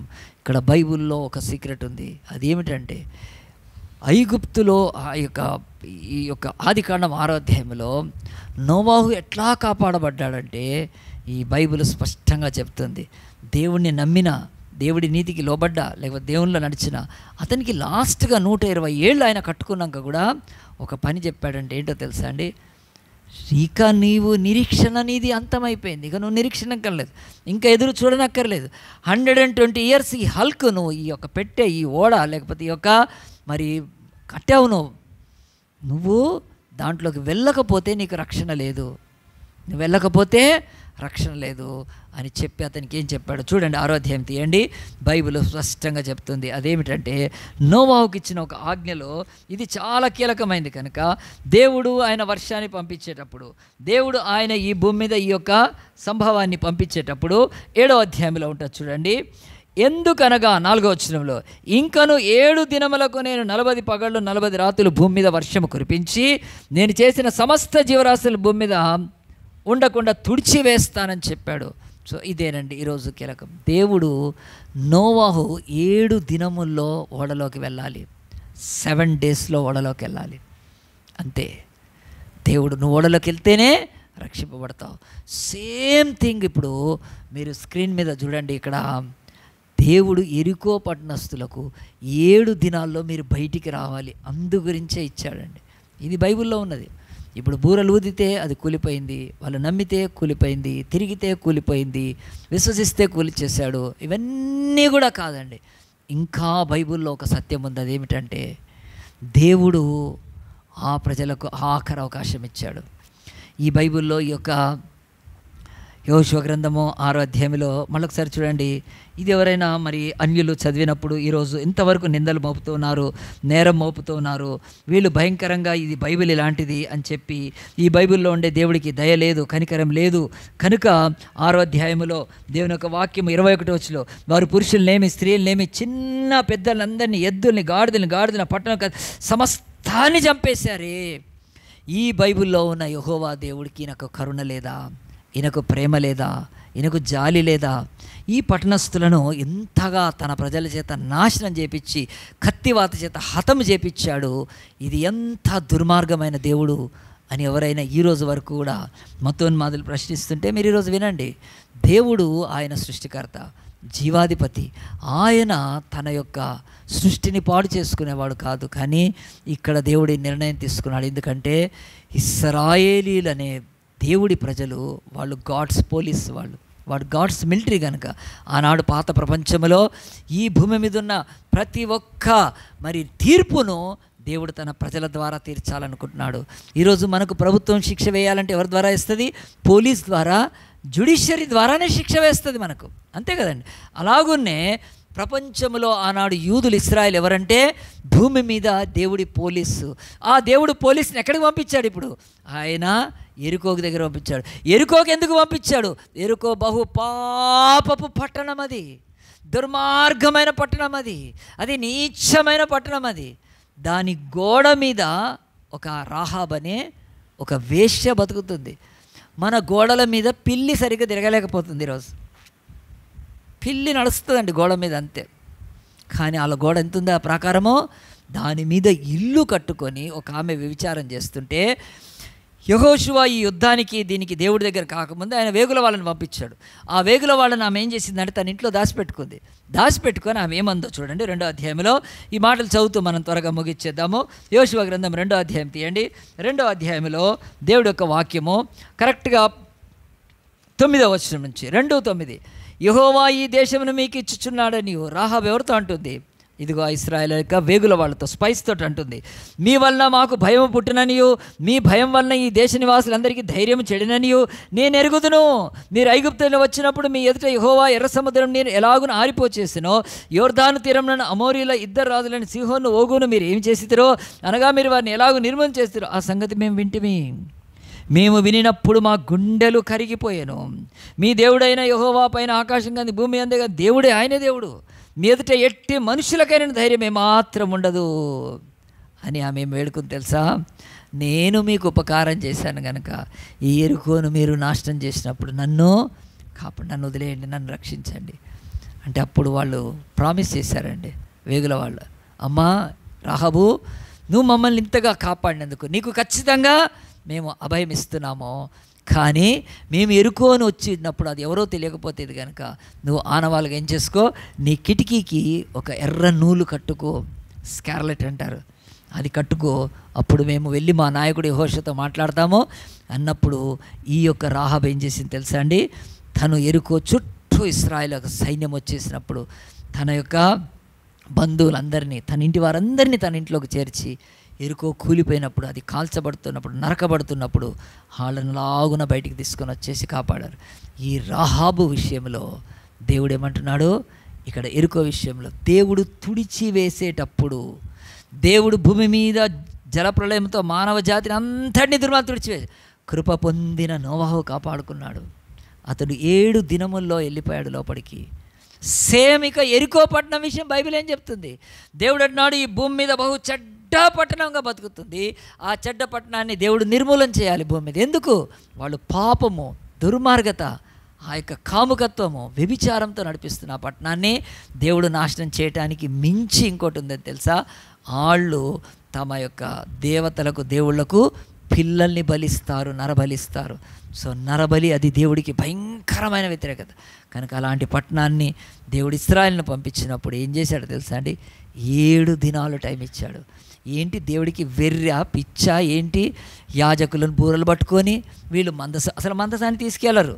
దేనికి తీసుకెళ్లరు? యుద్ధాలకు తీసుకెళ్ళకూడదు. అది మందసానికి ఎవరు తీసుకెళ్లారండి? తీసుకెళ్ళారు. కానీ అప్పుడు దేవుడు ఎందుకు తీసుకెళ్ళమన్నాడు? మందసం అంటే ఇశ్రాయేలు, ఈ యుద్ధము నాది, I'm fighting against the most dangerous sin on this earth. ఈ భూమి మీద ఉన్న నీచమైన ఆ యొక్క పాపంతో పోరాడేది నేను. నా మందసాన్ని అక్కడ పెట్టండి, మీరు తీసుకెళ్ళండి, నా మందసము కృపనిస్తుంది. కనుక మొదటి రోజు బూర ఊదినప్పుడు వాళ్ళు ఏం చేశారని అందరూ లోపడున్నారు. లోపడుంటే బూరలు వినపడుతున్నాయి. ఏం చేశారు? వాళ్ళు తలుపులు గడియలు వేసేసుకొని కూర్చున్నారు. ఒకరోజు బూర ఊదినప్పుడు మన అంతము సమీపించింది. ఇశ్రాయేలుతో మనం గెలవలేము. మనం ఏం చేయొచ్చు? ద్వారాలు తెలుసుకొని బయటికి వెళ్ళి వచ్చేయచ్చు. అయ్యా మమ్మల్ని క్షమించండి, మేము ఈ పట్టణాన్ని మీకు అప్పచెబుతాము మీరు అని చెప్పి ఒక సమాధాన పట్టడానికి కానీ, ఇశ్రాయేలు దేవుడని యెహోవాను అంగీకరించడానికి కానీ, క్షమాపణ కోరుకోవటానికి కానీ లేదు. తలుపులు మూసేసుకున్నారు. దేవుడు ఒకరోజు కృప ఇచ్చి ఆయన ఊరుకోలేదండి. 2వ రోజు కూడా బూరలు ఊదారు. 2వ రోజు కూడా తిరుగుతున్నారు. సెకండ్ డే దేవుడు ఆపర్చునిటీ ఇస్తున్నాడు. హృదయాన్ని కఠినం చేసుకున్నారు. బయటికి వాళ్ళు వెళ్ళటానికి అవకాశం ఉంది తెరిచేస్తే. యెహోషువ ఏమి బాణాలు వేస్తూ అగ్ని పెట్టి ఏమి చేయట్లేదు, సింపుల్గా నడుస్తున్నారు అంతే. 2వ రోజు ద్వారాలు తెరిచేసి అందరూ బయటకు వచ్చేయాల్సింది, అలా నాయకులు బయటకు వచ్చేయాల్సింది. వచ్చేస్తే వాళ్ళు నశించిపోయేవాళ్ళు కాదు. దేవుడిచ్చిన కృప మొదటి రోజు బూర ఊదితే లేదు, 2వ రోజు లేదు, 3వ రోజు లేదు, 4వ రోజు లోపల వాళ్ళు భయపడుతూ ఉన్నారు తప్ప, వాళ్ళ నాయకులు చెప్పింది నమ్ముతున్నారు తప్ప, ఆ ఎరుకలో ఉండే దేవుళ్ళు దేవతలు వాళ్ళని కాపాడతారని ఒక అబద్ధం దాని కింద ఉండిపోయారు తప్ప ఎవ్వరూ బయటికి రాలేదండి. ఎవ్వరూ బయటికి రాలేదు. మరి ఇశ్రాయేలు ఒక బాణం వేశారా? ఒక విల్లు ఎక్కుపెట్టారా? ఒక ఈట పట్టుకున్నారా? ఏమీ లేదు కదా.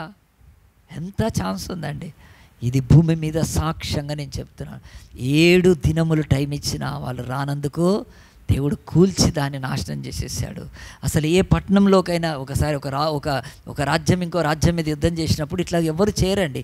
ఇది దేవుడి యుద్ధము, ఇది పరిశుద్ధ యుద్ధము, holy war against the sinful nations. యేసుగుడు ఇదేదంటున్నాడు, పాపపు లోకములో పాపపు రాజ్యాలతో నా పోరాటం. అది సిలువ దగ్గర మొదలైంది. అది నడుస్తూనే ఉంది. కనుక మంత్రశక్తులు, విగ్రహాలు, బొమ్మలు, ఆ తర్వాత ఈ భయంకరమైన జంతు పూజలు, పునస్కారాలు, బొమ్మలు, పెళ్ళిళ్ళు, ఆ యొక్క రథాలు, ఇవన్నిటి మీద దేవుడి యుద్ధం ఈరోజు ఉంది. దేవుడు చెప్పిన ఎరుకో రాల, మీరు నాకు తెలుసు మీరు నరబలులు ఇస్తున్నారు మీ పిల్లల్ని మీ దేవుళ్ళకు. మీకు దేవుడు లేడు, గుర్తుపెట్టుకోండి, నేనే దేవుణ్ణి, కానీ మీకు కృపనిస్తున్నానని 6 days అండి. అసలు ఒక రాజ్యం మీదకి వెళ్ళి ఒక పట్టణాన్ని జయించాలంటే అప్పట్లో ఏం చేసేవాళ్ళండి? ఏం చేసేవాళ్ళు? దాని ప్రాకారాలు ఎత్తుగా ఉంటే ఖచ్చితంగా మేము మొన్న జనవరిలో మన చర్చ్ నుంచి 24 మంది వెళ్ళామండి. ఎక్కడికి వెళ్ళాము? ఢిల్లీ వెళ్ళాము.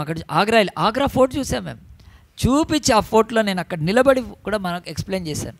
అక్కడ ఆయన ఎవరు మన గైడ్ చెప్తుంటే ఆయన హిందీలో చెప్తే నేను తెలుగులో చెప్తున్నాను. నేను ట్రాన్స్లేషన్ మంచిగా అందరు చూసి నన్నుకో గైడ్ అనుకున్నారు. అంత చక్కగా చెప్తుంటే ఆగ్రా ఫోర్ట్లో లోపలికి రాకుండా 2 ఉన్నాయండి. మొదట కందకం ఉంది, తర్వాత ఒక ఓపెన్ ప్లేస్ ఉంది. అదేంటంటే కందకం అంటే చుట్టూ కోట కూడా కట్టి ఎవరైనా లోపలికి వస్తే నీళ్లు ఉన్నాయి. అక్కడ నీళ్లు, ఆ నీళ్ళల్లో ముసళ్ళు ఉండేవి. ఎవడైనా దిగి వస్తుంటే ఆ ముసళ్ళు తినాలని. ఎవడైనా అది దాటి యువతలకు వస్తే ఇంకొకటి ఉంది, దాని మధ్యలో మొత్తం గ్రాస్ ఉండి ఒక ఫారెస్ట్, దాంట్లో పులులు వదిలేవాళ్ళంట. అంటే కోటలోకి ఫస్ట్ వస్తే, ఆ తర్వాత దాటి వస్తే, ఆ తర్వాత కూడా వస్తే నూనెలు పోసేవాళ్ళు. అబ్బా ఎంత మంచి ఫోటో చూసి వచ్చామండి మేము. మన చర్చిలో దాదాపు 24 మందితో మంచి ఆగ్రా ఫోటో చూసాం, కళ్ళకు కట్టినట్టు చూసాం. ఆనాడు కూడా ఎరుకో నీ ఒకవేళ ఇశ్రాయేల్ జయించాలంటే కందకం దవ్వాలి కింది నుంచి, అది ఫస్ట్ది. రెండోది అంటే గోడ పగలగొట్టాలి, ప్రాకారం అది కాదు. మూడోది నిచ్చెనలు వేసుకొని దాంట్లోకి దిగాలి. ఇది కాకపోతే నాలుగోది సీజ్ చేస్తారు, అంటే పట్టణంలోంచి ఎవ్వరు బయటికి రాకపోతే నీళ్లు బంద్ చేస్తారు, ఆహారం ఉండదు. ఆ తర్వాత వాళ్ళ కొద్ది రోజులకు ఆకలికి అలమటించి బలహీనమైతే యుద్ధం చేస్తారు. ఇవి ఓల్డ్ ఆ యొక్క టైమ్స్లో స్ట్రాటజీస్. కానీ బైబిల్లో అట్లా లేదండి. దేవుడు అన్నాడు, ఎవరి మీద నా యొక్క శక్తిని ప్రదర్శించను, ఎవరి మీద నా ప్రభావాన్ని చూపను, నేను కృప చూపినప్పుడు ద్వారాలు తెలుసుకొని రావాలి బయటికి. గుండె ఆ యొక్క మూసుకొని రాకూడదు. నేను హృదయం అనే తలుపు దగ్గర నిలుచుండి తట్టుచున్నాను, ఎవడైనాను నా స్వరం విని తలుపు తీస్తే ఇదిగో నేను నా తండ్రి అతనితో భోజనం చేస్తాను. ఎంత మంచి దేవుడు అండి. బైబిల్లో అర్థమవుతుందా అండి? 7 ఈజ్ ద ఏంటి నంబర్ అంటే, బైబిల్లో 7 అనే ఆ యొక్క మాట 763 టైమ్స్ ఉందండి. ఎన్నిసార్లు? 700. 7 దేనికి గుర్తు అంటే కంప్లీషన్కి, 7 పర్ఫెక్షన్కి. ఇది దేవుడిది 7 number. Number 7 is belongs to God. కనుక మనం నంబర్లో నమ్మమండి. న్యూమరాలజీ చేసుకొని మన బండికి ఈ నంబరు, ఇంటికి ఆ నెంబరు, ఫోన్కి ఈ నెంబరు, ఈ తొక్క ఈ దరిద్రం మనకు క్రైస్తవులకు లేదు. బియాండ్ మనకు దానికి మించి ఉంది. కనుక 7 symbolises the God's perfection, 7 symbolises the completion of God, 7 symbolises the grace of God. పరిపూర్ణ కృప చూపిస్తాడు ఆయన. దానికే 7 సంకేతం. ఒకసారి ప్రకటన గ్రంథం తీయండి. నేను వాక్యం ముగించే ముందు 2 మాటలు చూపిస్తాను. ఈ 763 సార్లలో ప్రకటనలోనే ఉందండి. 63 టైమ్స్ ఉంది. ప్రకటన గ్రంథం తీయండి. నేను ఒక 2-3 చోట్ల చూపిస్తాను. చూడండి, ప్రకటన గ్రంథం ఆఖరి గ్రంథము, ప్రకటన గ్రంథంలో 1వ అధ్యాయం చూడండి. 1వ అధ్యాయంలో 20వ వచనంలో, 1వ అధ్యాయం 20వ వచనంలో ఇలాగుంటుంది, నీవు చూచిన 7 నక్షత్రములను గురించి మర్మము, ఆ 7 సువర్ణ దీపస్తంభములు 7 సంఘాలు. ఇక్కడ 7 అనే 7 అనే మాట రిపీట్ అవుతుంది చూడండి. ఆ తర్వాత 2వ అధ్యాయంలో 1వ వచనంలోనే ఎఫెసులో ఉన్న సంఘపు దూతకి ఇలా 7 నక్షత్రములు తన కుడి చేత పట్టుకొని 7 దీపస్తంభముల సంచరించువాడు చెప్పు సంగతులు. ఆయన యేసు ప్రభు కదా. కొంచెం ముందుకు రండి, ఇంకొంచెం ముందుకు రండి. ఆ తర్వాత నెక్స్ట్ చాప్టర్ 5వ అధ్యాయంలో చూడండి. 5వ అధ్యాయంలో 5వ వచనం, 5వ అధ్యాయం 5వ వచనంలో, అప్పుడు యోహాను ఏడుస్తుంటే ఏడవద్దని చెప్పి, ఇదిగో దావీదునకు చిరునైన యూదా గోత్ర 7 ముద్రలు, 7 సీల్స్ ఇక్కడ ఆ యొక్క చూపిస్తున్నాడు. మళ్ళీ కింద 6వ వచనంలోకి రండి. ఆ గొర్రె పిల్లను 7 కొమ్ములను 7 కన్నులు, 7 హార్న్స్, ఆ తర్వాత 7 ఐస్ అని చెప్తుంది. అంతేకాదు ఆ కన్నులు భూమి మీద పంపబడిన దేవుని 7 ఆత్మలు, 7 spirits of God, fullness of God. దేవుడి వాక్యం చెప్తుంది. ఇంకా ముందుకు రండి, రెవల్యూషన్లోనే ఇంకా చూపిస్తాను. ఆ తర్వాత 8వ అధ్యాయం 8th చాప్టర్లో 6th వర్స్, అంతటా 7 బూరలు పట్టుకొని ఉన్న ఆ 7 దూతలు. మళ్ళీ ఇక్కడ 7 అని వస్తుందండి. ఎందుకు దేవుడి యొక్క 7 వాడుతూ ఉన్నాడు కదా, ఆలోచించారా? ఇంకొకసారి ముందుకు రండి. 16వ అధ్యాయంలో 16th చాప్టర్లో 1st వర్స్ 16th 16వ అధ్యాయంలో 1వ వచనంలోనే, మరియు మీరు పోయి దేవుని కోపంతో ఆ 7 పాత్రలను భూమి మీద కుమరించమన్నాడు దేవుడు. సో ఇలాగ బైబిల్ అంతా కూడా 7 గురించి మాట్లాడుతుందండి. 763 టైమ్స్. ఇదే ఈ వర్డే 7 అనేదే బైబిల్లో సెకండ్ బిగ్గెస్ట్ నంబర్ అండి. అంటే మొదటిది అది ఆ యొక్క మాట 1 అనే మాట వాడండి, అది 1000 సార్లకు పైన ఉంది. ఇది 763 సార్లు దేవుడు బైబిల్లో ఇచ్చాడు. ప్రియ దేవుని బిడ్డలారా, దేవుడి వాక్యం చెప్తుంది 7 సంపూర్ణతకు సూచన. 7 దినాలలో నోవాహు ఓడలోకి వెళ్ళిపోవాలి. 7 దినాల్లో ఎరుకో పట్టణస్తులు బయటకు వచ్చి క్షమాపణ పొంది కాపాడబడాలి. దేవుడు అంటున్నాడు, మనందరి బ్రతుకుల్లో ఈ కృపకు దేవుడిచ్చే ఆ సంఖ్య అది. కనుక ఈరోజు మనం ఏ నెలలో ఉన్నామండి? 7వ. అందుగురించే చెప్తున్నాను ఇది నేను. మళ్ళీ ఈ నెల తర్వాత అయిపోతుంది, ప్రతి సంవత్సరం వస్తుంది. 7th మంత్ వచ్చినప్పుడల్లా నీ మైండ్లో ఒకటి గాడ్స్ గ్రేస్ 7 అంతలో ఇది. కనుక ఈ భూమి అంతా కూడా 7తో నిండిందండి. వారానికి ఎన్ని రోజులు? 7 రోజులు కదా. రాగాలు ఎన్ని కదా? రాగాల స్వరాలు అవి 7. సరిగమా అదే. రంగులెన్ని? 7. ఈ భూమి మీద అనేకమైన 7గా ఉన్నాయండి. దేవుడు చెప్తున్నాడు. మరి ఈరోజు ఒక ఎథిస్టు, ఒక నాస్తికుడు, వాడు దేవుడు లేడు ఎవడు లేడు అన్నా కానీ వాడు ఎందుకు మరి 7 దినాల వారంలో వాడు బతుకుతున్నాడు? బతకగలుగుతాడా? ఆదివారం నుంచి మళ్ళీ శనివారం వచ్చినాక ఆడికి ఇంకో రోజు ఉందా? ఎథిస్ట్కి లేదు. అది బైబిల్ చెప్తుంది. దేవుడు 6 దినములలో సృష్టి చేసి 7వ దినమున విశ్రమించెను. ఈ బైబిల్కి బయలు ఎవడు కూడా చెప్పలేడండి. కనుక 7 అనేది అలాంటి సంపూర్ణ సంఖ్య. అంతేకాదు బైబిల్లో కూడా దేవుడు కథ చెప్పినప్పుడు చెప్తాడు, కల వచ్చినప్పుడు ఇదిగో 7 బక్క ఆవులు 7 బలమైన ఆవులను మింగివేశాయి, 7 పీల వెన్నులు బలమైన వెన్నులను మింగి పారేశాయి. ఇన్ని చోట్ల ఉందండి, బైబిల్ అంతా ఉంటుంది. కనుక 7 నక్షత్రములు కుడి చేత పట్టుకొని 7 సంఘముల మధ్య సంచరించేవాడు ఎవరు? యేసు ప్రభు. ఇవన్నీ చెప్పి నేను ఒక్క ఇలస్ట్రేషన్ చెప్తాను. అదేంటో తెలుసా అండి? దేవుడు కృప చూపిస్తాడు, అది స్వీకరించాలి. ఒక 2 అబ్బాయిలు స్ట్రీట్లో తిరుగుతూ ఉన్నారు. ఎక్కడి నుంచో గాలిలో నుంచి ఆ యొక్క పాంప్లెట్స్ వస్తున్నాయి. పాంప్లెట్స్ అంటే హ్యాండ్ బిల్స్, లీఫ్లెట్స్ అంటారు కదా. మనం కూడా రోడ్డు మీద పోతే ఏం చేస్తారు? మనకు కూడా కరపత్రాలు ఇస్తూ ఉంటారు. అది సువార్త కావచ్చు, అడ్వర్టైజ్మెంట్ కావచ్చు. నేను కూడా పోతుంటే సార్ ఆపుతారు. ఆపి ఏం చేస్తారంటే ఒక పాంప్లెట్ ఇస్తారు. ఏంటంటే వాళ్ళు అంటారు, సార్ ప్లాట్లు అంటే, నా పాటలు గొప్పవి నాయన, నాకెందుకు ప్లాటు సార్, ఇది చాలా తక్కువ. ఎక్కడంటే మంచాల, ఇబ్రహీంపట్నం. నేను అంటే నేను ఇక్కడ తిరగలేకపోతున్నా, ఆడదాకా ఏం పోతాను, నాకు ప్లాట్లు కూడా అమ్మటానికి రోడ్డు మీద పట్టుకొని ఇస్తూ ఉంటారు. ఎక్కడైనా మీరు చూసారా గాలిలో నుంచి పాంప్లెంట్స్ ఎవడేస్తాడండి? ఎవరయ్యారు కనుక. కానీ అక్కడ గాలిలో నుంచి వస్తున్నాయి, ఆకాశంలో నుంచి. ఆ పాంప్లెంట్లు పడితే ఆ పాంప్లెంట్ తీసుకొని చూస్తున్నారు. దాంట్లో ఒక హెచ్చరిక ఉందంటే, ఇక్కడ బాంబింగ్ జరుగుతుంది, మీరు వెళ్ళిపోండి ఇక్కడ నుంచి, ఎవాక్యుయేట్, ఇక్కడ నుంచి ఖాళీ చేసి వెళ్ళిపోండి.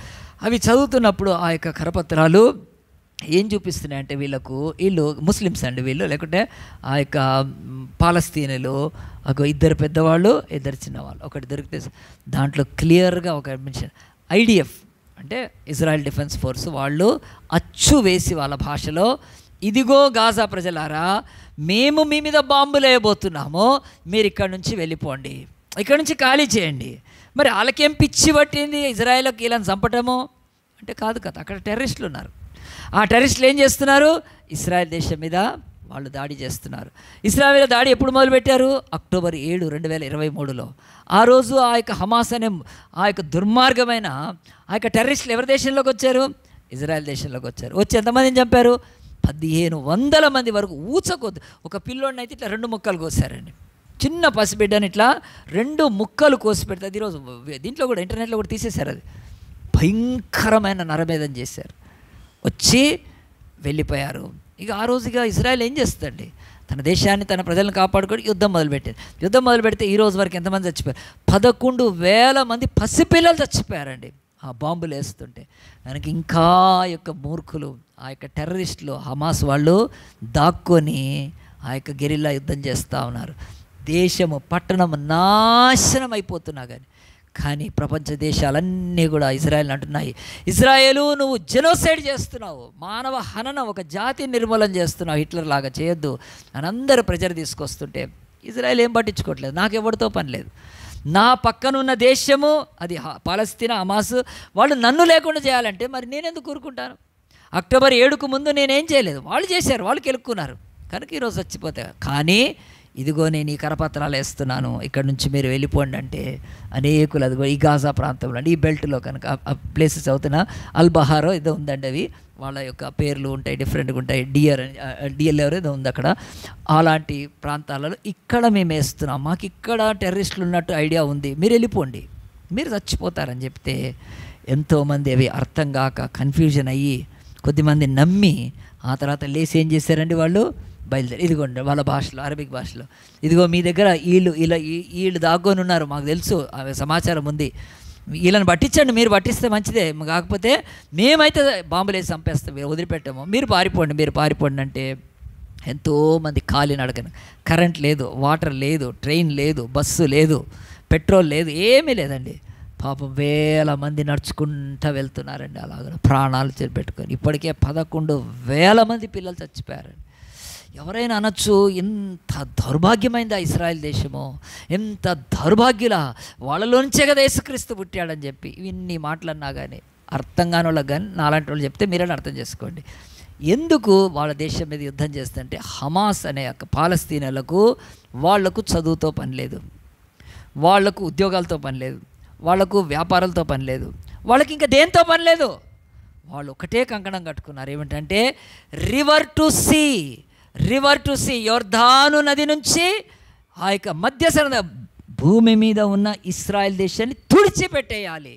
అది వాళ్ళ యొక్క ఆలోచన, మనస్సు. అంతే, దాంతోనే బతుకుతున్నారు. కనుక ఈరోజు ఆ పట్టణాలను ఇశ్రాయేల్ దేశం కొట్టింది. చూడండి వాళ్ళ యొక్క స్ట్రీట్స్ చూడండి ఎలాగో తయారైనాయి. ఇది దాని పాత పట్టణం చూపిస్తే మీరు ఆశ్చర్యపోతారు. ఇట్లానా ఉన్నాయా? భూకంపం రాలేదు ఇక్కడ, ఏమీ రాలేదు ఇక్కడ, వరదలు రాలేదు, ఏమీ రాలేదు. ఎందుకు అంటే ఆకాశం నుంచి బాంబింగ్ చేసి చేసి చేసి చేసి చేసి చేసి తుట్గా కొట్టి పారేస్తుంది ఇశ్రాయేల్. ఎందుకు అనంటే ఈ దేశస్థులు భూమి మీద మేము ఆ యొక్క యోర్దాను నది నుంచి ఆ యొక్క మధ్య సముద్రం, మీరు కావాలంటే పిక్చర్ ఉంటే చూసుకోండి, నేను అది పిక్చర్ ఇప్పుడు పెట్టలేదు, కానీ యోర్దాను నది నుంచి ఆ యొక్క మధ్యలో ఉన్న from river to sea eradicate ఇశ్రాయేల్, వాళ్ళని నశింపజేయాలి. వాళ్ళు భూమి మీద ఉండకూడదు ఇశ్రాయేల్ అని. మరి అందు గురించే కదండి ఈరోజు బాంబులు వేస్తున్నారు వాళ్ళని. ఎందుకంటే నేను అనుకుందాం, మీకు మంచి ఎగ్జాంపుల్, మన పక్కింటోడు ఎవడైనా ఉన్నాడు అనుకోండి, వాడు పొద్దున్నే లేచి మీ అమ్మని చంపుతా, నీ నాయనని చంపుతా, నీ తల్లిని చంపుతా, నీ కొడుకుని చంపుతా, నీ బావని చంపుతా, నీ కూతురుని చంపుతా అంటే రోజు మంచిగా ఇట్లా వింటామని కూర్చొని ఊరుకుంటామా అని. సేమ్ పాలస్తీనాలు అదే అంటారు, ఇశ్రాయేలు భూమి మీద ఉండకూడదు. ఎందుకంటే ఆ జాతి అది ఇరాన్ సపోర్ట్ చేస్తుంది, ఇరాన్ వీళ్ళకి సపోర్ట్ చేస్తుంది. ఇరాన్ అని ఒక ముస్లిం దేశం కదండి, వాళ్ళు సపోర్ట్ చేస్తారు. వాళ్ళు ఇశ్రాయేల్కి యూదులు అంటే పడదు వాళ్ళకి. యహూది మహమ్మద్ మొదలుపెట్టాడు అది. మహమ్మద్ మొదలుపెట్టి ఆ మహమ్మద్ భార్య కూడా ఒక యూదురాలే, ఆమెను పట్టుకొని చేసుకున్నాడు. ఎంత కథ వాళ్ళ గురించి అంతా ఉంది ఈరోజు హిస్టరీలో. కనుక ఈరోజు ఎంత అడ్వాన్స్డ్గా ప్రపంచం మకుటముగా ఉన్న ఇశ్రాయేల్ దేశం భూమి మీద ఎందుకు ఉండకూడదు తెలుసా? యేసు రెండవసారి రాబోతున్నాడు, ఆయనకు భూమి మీద స్థానం లేకుండా చేయాలి అని. ఆ యొక్క దుర్మార్గంతో ఉంటే ఆ పట్టణం ఈరోజు గాజా అంతా బాంబులేసి చల్లా చెదరేవి, ఏమీ లేదండి వాళ్ళు. కనుక అలాంటి బతకడానికి కారణము వాళ్ళు ఆ పని చేస్తుంటే, ఇక్కడ మనకు దేవుడు ఒకటి చలవిస్తే ఏమిటంటే, ఒక ఐడిఎఫ్కు ఉన్నంత కరుణ ఈరోజు దేవుడికి లేదా అండి?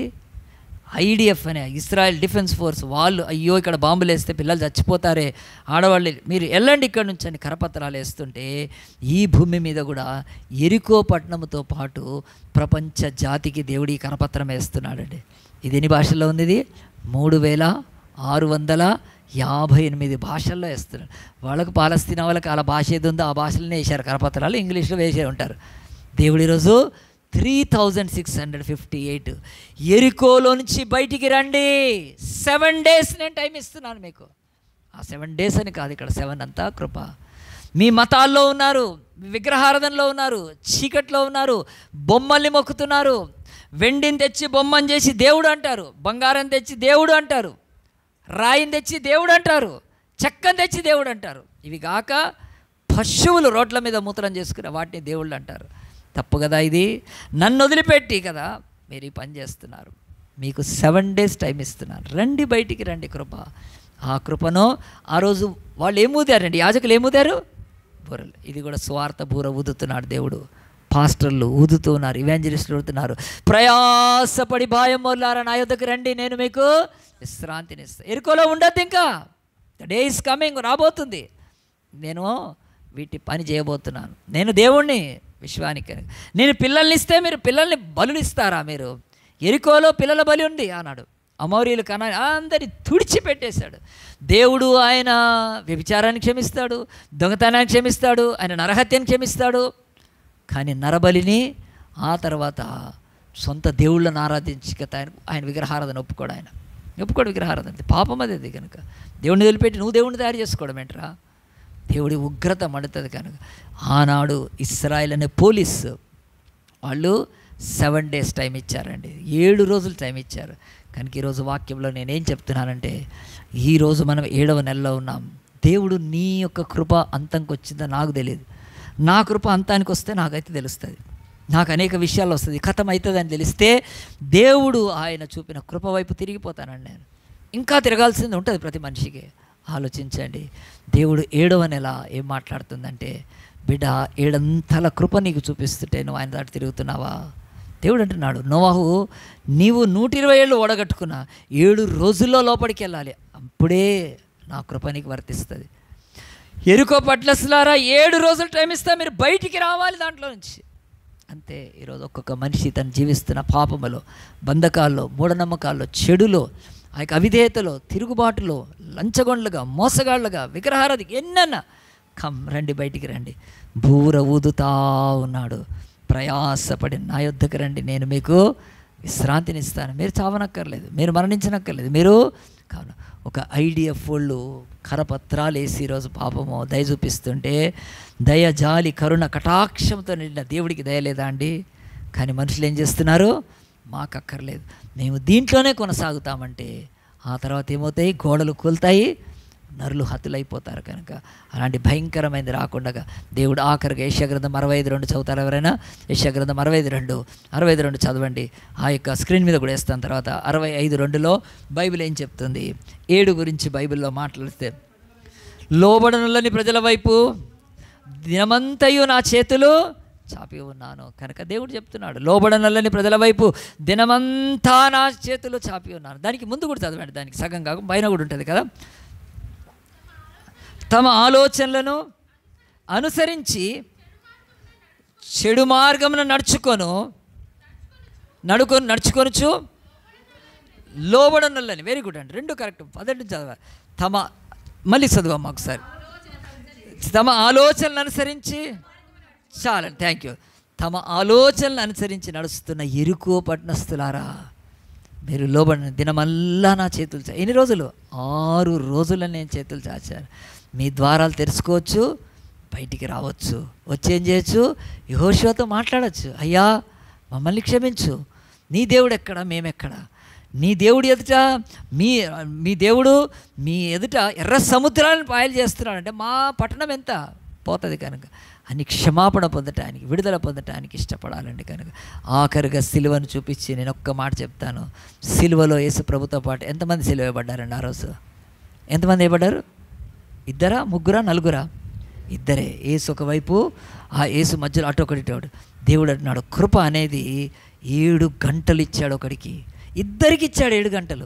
అవతల వాడు చూశాడు, ఈయనకేదో శక్తి మహిమ ఉంది, లేకపోతే ఈయన సిలువకి ఇన్ని వేల మంది, ఎవడైనా మామూలు చంపుతుంటే ఎందుకు వస్తారండి? అట్లా రారు. కనుక ఈయనలో ఏదో ఉందని తెలుసుకున్నాడు.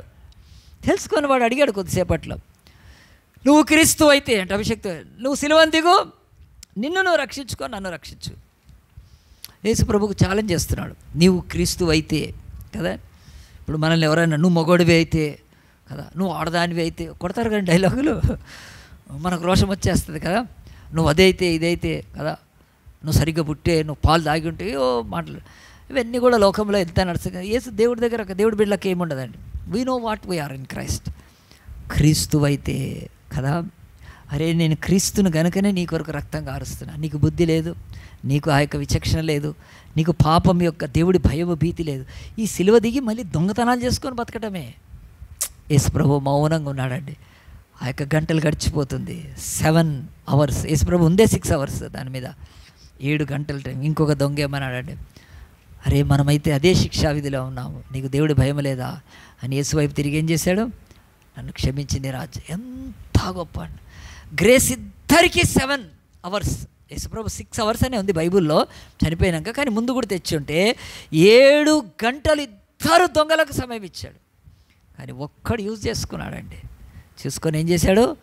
పరలోకానికి, మహిమలోకి వెళ్ళిపోతే వాడు పాతాళంకి వెళ్ళిపోయాడు. ఈరోజు కూడా దేవుడు చెప్తున్నాడు, ఆయన 7 కృప ఈరోజు మన దేశం మీద కూడా ఉంది. యేసును ద్వేషించిన, యేసును దూషించిన, ఈ బైబిల్ని పట్టుకొని బొకాళా బైబిల్ అన్నా, ఇంకా ఎవడు ఏమి మాట్లాడుకున్నా పర్వాలేదు, బూర ఊదుచూ ఉండగా, సువార్త ప్రకటింపబడుతూ ఉండగా, నీ ఇరుకు ద్వారాన్ని పాపం తెరుచుకొని బయటకు వచ్చావా? లేదంటే నశించిపోతారు.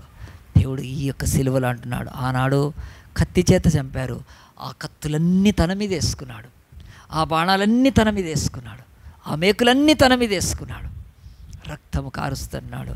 మీ పాపాలను నేను క్షమిస్తాను. బయటికి రండి, మీ మతంలో నుంచి బయటికి రండి, మీ కుల దరిద్రపు పిచ్చిలోంచి బయటికి రండి, మీ విగ్రహాల్లోంచి బయటికి రండి, మీ denomination churches CSI, Methodist, Baptist అని ఏమి దరిద్రాలు పెట్టుకొని దాని నుంచి బయటికి రండి పిలుస్తున్నాడు.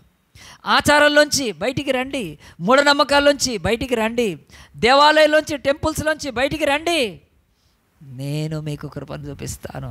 నా బూర ఊదుతూ ఉండగా, నేను మిమ్మల్ని నశింపజేయటానికి కాదు, ఆఖరి అవకాశం ఇచ్చడానికి వచ్చానే. మీరు ఉపయోగించుకోకపోతే మరి మీలోనే యెరికోలో ఉన్న రాహాబు ఎందుకు రక్షణ పొందింది? రాహాబుని ఎందుకు వాళ్ళు నరకలేదు అంటే షీ రిసీవ్డ్ ద గ్రేస్. కృపను పొందుకొని దేవుడు అంటున్నాడు, ఏ రాజ్యమైనా, ఈ భూమి మీద ఏ మతస్థులైనా అంటాడు, రాహాబు లాంటి వేశ్యను నేను స్వీకరించలేదా? నేనేంటో తిరిగినాక క్షమాపణ అడిగితే ఆమెను క్షమించలేదా? క్షమించడమే కాదు, నా బైబిల్లో ఉంది, చదువుకోండి, నా వంశావళిలో ఉంది. రాహాబును యేసు వంశావళిలోకి తీసుకొచ్చాడు దేవుడు, ఆమెకు ఒక మ్యారేజ్ ద్వారా. అంత దయగల దేవుణ్ణి. కానీ ద్వారాలు మూసేసుకొని మీరు లోపడుంటే 7 days తర్వాత నశించిపోతారు. అందరం తలలు వంచుదాం, కళ్ళు మూసుకుందాము. దేవుడి కృష్ణలో ప్రభా, ఈరోజు 7 అనే మాట బైబిల్లో ఎంత స్ట్రాంగ్ ఉంది ప్రభా. It's not only completion, it's not only perfection, but it denotes the 7-fold grace of lord. 7 అంతలా కృప ఆయనది చూపిస్తూ ఉంది. కనుక మనందరము కూడా ఈ కృపను ప్రకటిస్తున్నాం, ఈ కృపనే మనుషులకు తెలియజేస్తున్నాం. మన దేశాలు కర్మ కర్మ కర్మ కర్మ అని వాళ్ళ కర్మకు వాళ్ళు నశించిపోతున్నారు. కానీ బయటికి రావచ్చు దాంట్లోంచి. దేవుడు మొదటి రోజు యెహోషువ ఏమి యుద్ధము చేయలేదండి, రెండవ రోజు కూడా చేయలేదు. The 7 days were given for them as a grace period so that they could come out and accept the Lord Jehovah, accept the warrior Joshua, చీఫ్ని. అంగే తప్పకుండా క్షమించేవాళ్ళని. వేరే రాజ్యాలు అలాగున క్షమింపబడ్డాయి. మీరు బైబిల్ చదువుకోండి, మీరు కనుక బైబిల్ ఎంత చదివితే మీకు అంత జ్ఞానం ఇస్తాడు దేవుడు. కనుక వేరే రాజ్యాలు వచ్చి సాగిలపడ్డప్పుడు యెహోషువ వారిని ఏమి హతమార్చలేదండి. వాళ్ళంతా కూడా పాప పట్టణాలే, కానీ వారు నమ్మారు కనుక, విశ్వసించారు కనుక క్షమాపణ. యెరికో మాత్రం, మా గోడలు మమ్మల్ని కాపాడతాయి, మా పట్టణ ప్రాకారాలు మమ్మల్ని కాపాడతాయి, ఈరోజు కూడా మా మతాలు మమ్మల్ని కాపాడతాయి, మా పూజలు మమ్మల్ని కాపాడతాయి, మా వ్రతాలు మమ్మల్ని కాపాడతాయి, మా యొక్క దీక్షలు మమ్మల్ని కాపాడతాయి అనుకొని వెర్రిగా బతుకుతూ నాశనానికి వెళ్ళిపోతున్నారు. ఏ దేవుడు దేవత నిన్ను కాపాడలేరు. ఏ దీక్షలు, ఏ బలులు, యజ్ఞాలు, ఏ పూజలు, ఏ పండగలు కాపాడలేవు. నరక పాత్రులైపోతారు గనక, పాపమునకు రావాల్సిన శిక్షను పొందుతారు కనుక. కానీ అది సిలువలో దేవుడిస్తే దాన్ని అంగీకరించకుండా 7 అంతల కృపని ఈరోజు నిర్లక్ష్యం చేసుకుంటున్నారే. అటు ప్రజలను దేవుడు పిలుస్తున్నాడు, ఇక్కడ మనల్ని కూడా పిలుస్తున్నాడు. మనం కూడా దేంట్లోంచి బయటికి రాకపోతే మనం కూడా నశింప చేయబడతాం. నీకు ఇంకా అబద్ధం, ఇంకా దొంగతనం, ఇంకా మోసం, ఇంకా పచ్చి చెడు ఎక్కడున్నావో నీకు తెలుసు. నువ్వు చర్చికి వస్తున్నావు, కానీ దాంట్లోంచి బయటికి రాకపోతే కృప దాటిపోయినప్పుడు హతులైపోతాం మనం. ఆ విషయంలో మనం నరకబడతాం కనుక. లంచం తీసుకుంటూ ఉన్నావు, దేవుడు చెప్తే పట్టుకుంటే తీసుకుపోయి జైల్లో వేసి పడేస్తారు. తాగుతున్నావు, దేవుడు చెప్పి వదిలేస్తే నేను తీసుకుపోయి ఐసీయూలో పడేస్తాడు. అక్కడ చచ్చిపోతావు అంతే. మందులకు డబ్బులు కూడా కట్టుకోలేవు. దేవుడు ప్రతి చోట విగ్రహారాధన చేస్తూ ఉన్నావు, దేవుడు వదిలిపెట్టేస్తే దానికి నిన్ను ఆ విగ్రహాల కింద చచ్చిపోతారు. దేవుడు ప్రతి చోట చెప్తున్నాడండి. దేవుడు మనల్ని ప్రేమించి 7 అంతల కృప ఇస్తుండగా, దేవా ఈరోజు మంచి వాక్యం నాయన 7వ నెలలో వింటున్నాను. 763 times బైబిల్లో 7 అనే మాట ఉంది. మనం ఎలాగుని రాయొచ్చు, మొదటి రాయొచ్చు, 2 ఏళ్ళు రాయొచ్చు. తెలుగు మనకు బాగా వస్తుంది, కానీ ఇంగ్లీష్లో అట్లా ఉండదు. 7 అని రాస్తే ఎస్ తోటే రాయాలి. మనం 7 అన్నప్పుడు ఏతో కూడా రాయొచ్చు, 7 అని యారాలవా 7తో కూడా రాయొచ్చు 7ని. It is possible in Telugu, బాగా గొప్ప లాంగ్వేజ్ కనుక. ఇంగ్లీష్ అంత కాదు కనుక 7 ఎస్ తోటే రాయాలి, ఇంకేది లేదు. 763 times బైబిల్లో పెట్టి అంటున్నాడు, నా కృప నీకు ఇవ్వగా నువ్వు పొందుకోవాలి బిడ్డ. కృపను తృణీకరిస్తే ఇక నీకేముండదు.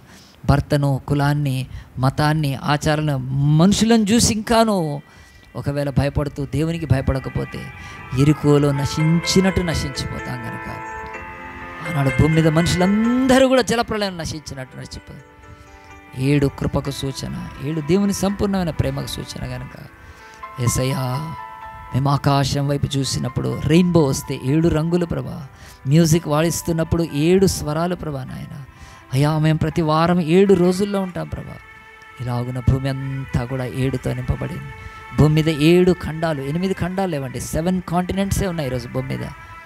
ఎన్నో కానీ 7 అంతల కృపను నిర్లక్ష్యం చేసుకుంటే 7 గంటలు సిలువలో వేలాడుతూ 6 గంటలు వేలాడుతున్న యేసు ప్రభు పక్కన ఉన్నవాడు 7 గంటలు తీసుకోలేదండి. వాడు మొదట్లోనే వాడు మాట్లాడిన మాట రెండో మాటనే బైబిల్లో మనకు.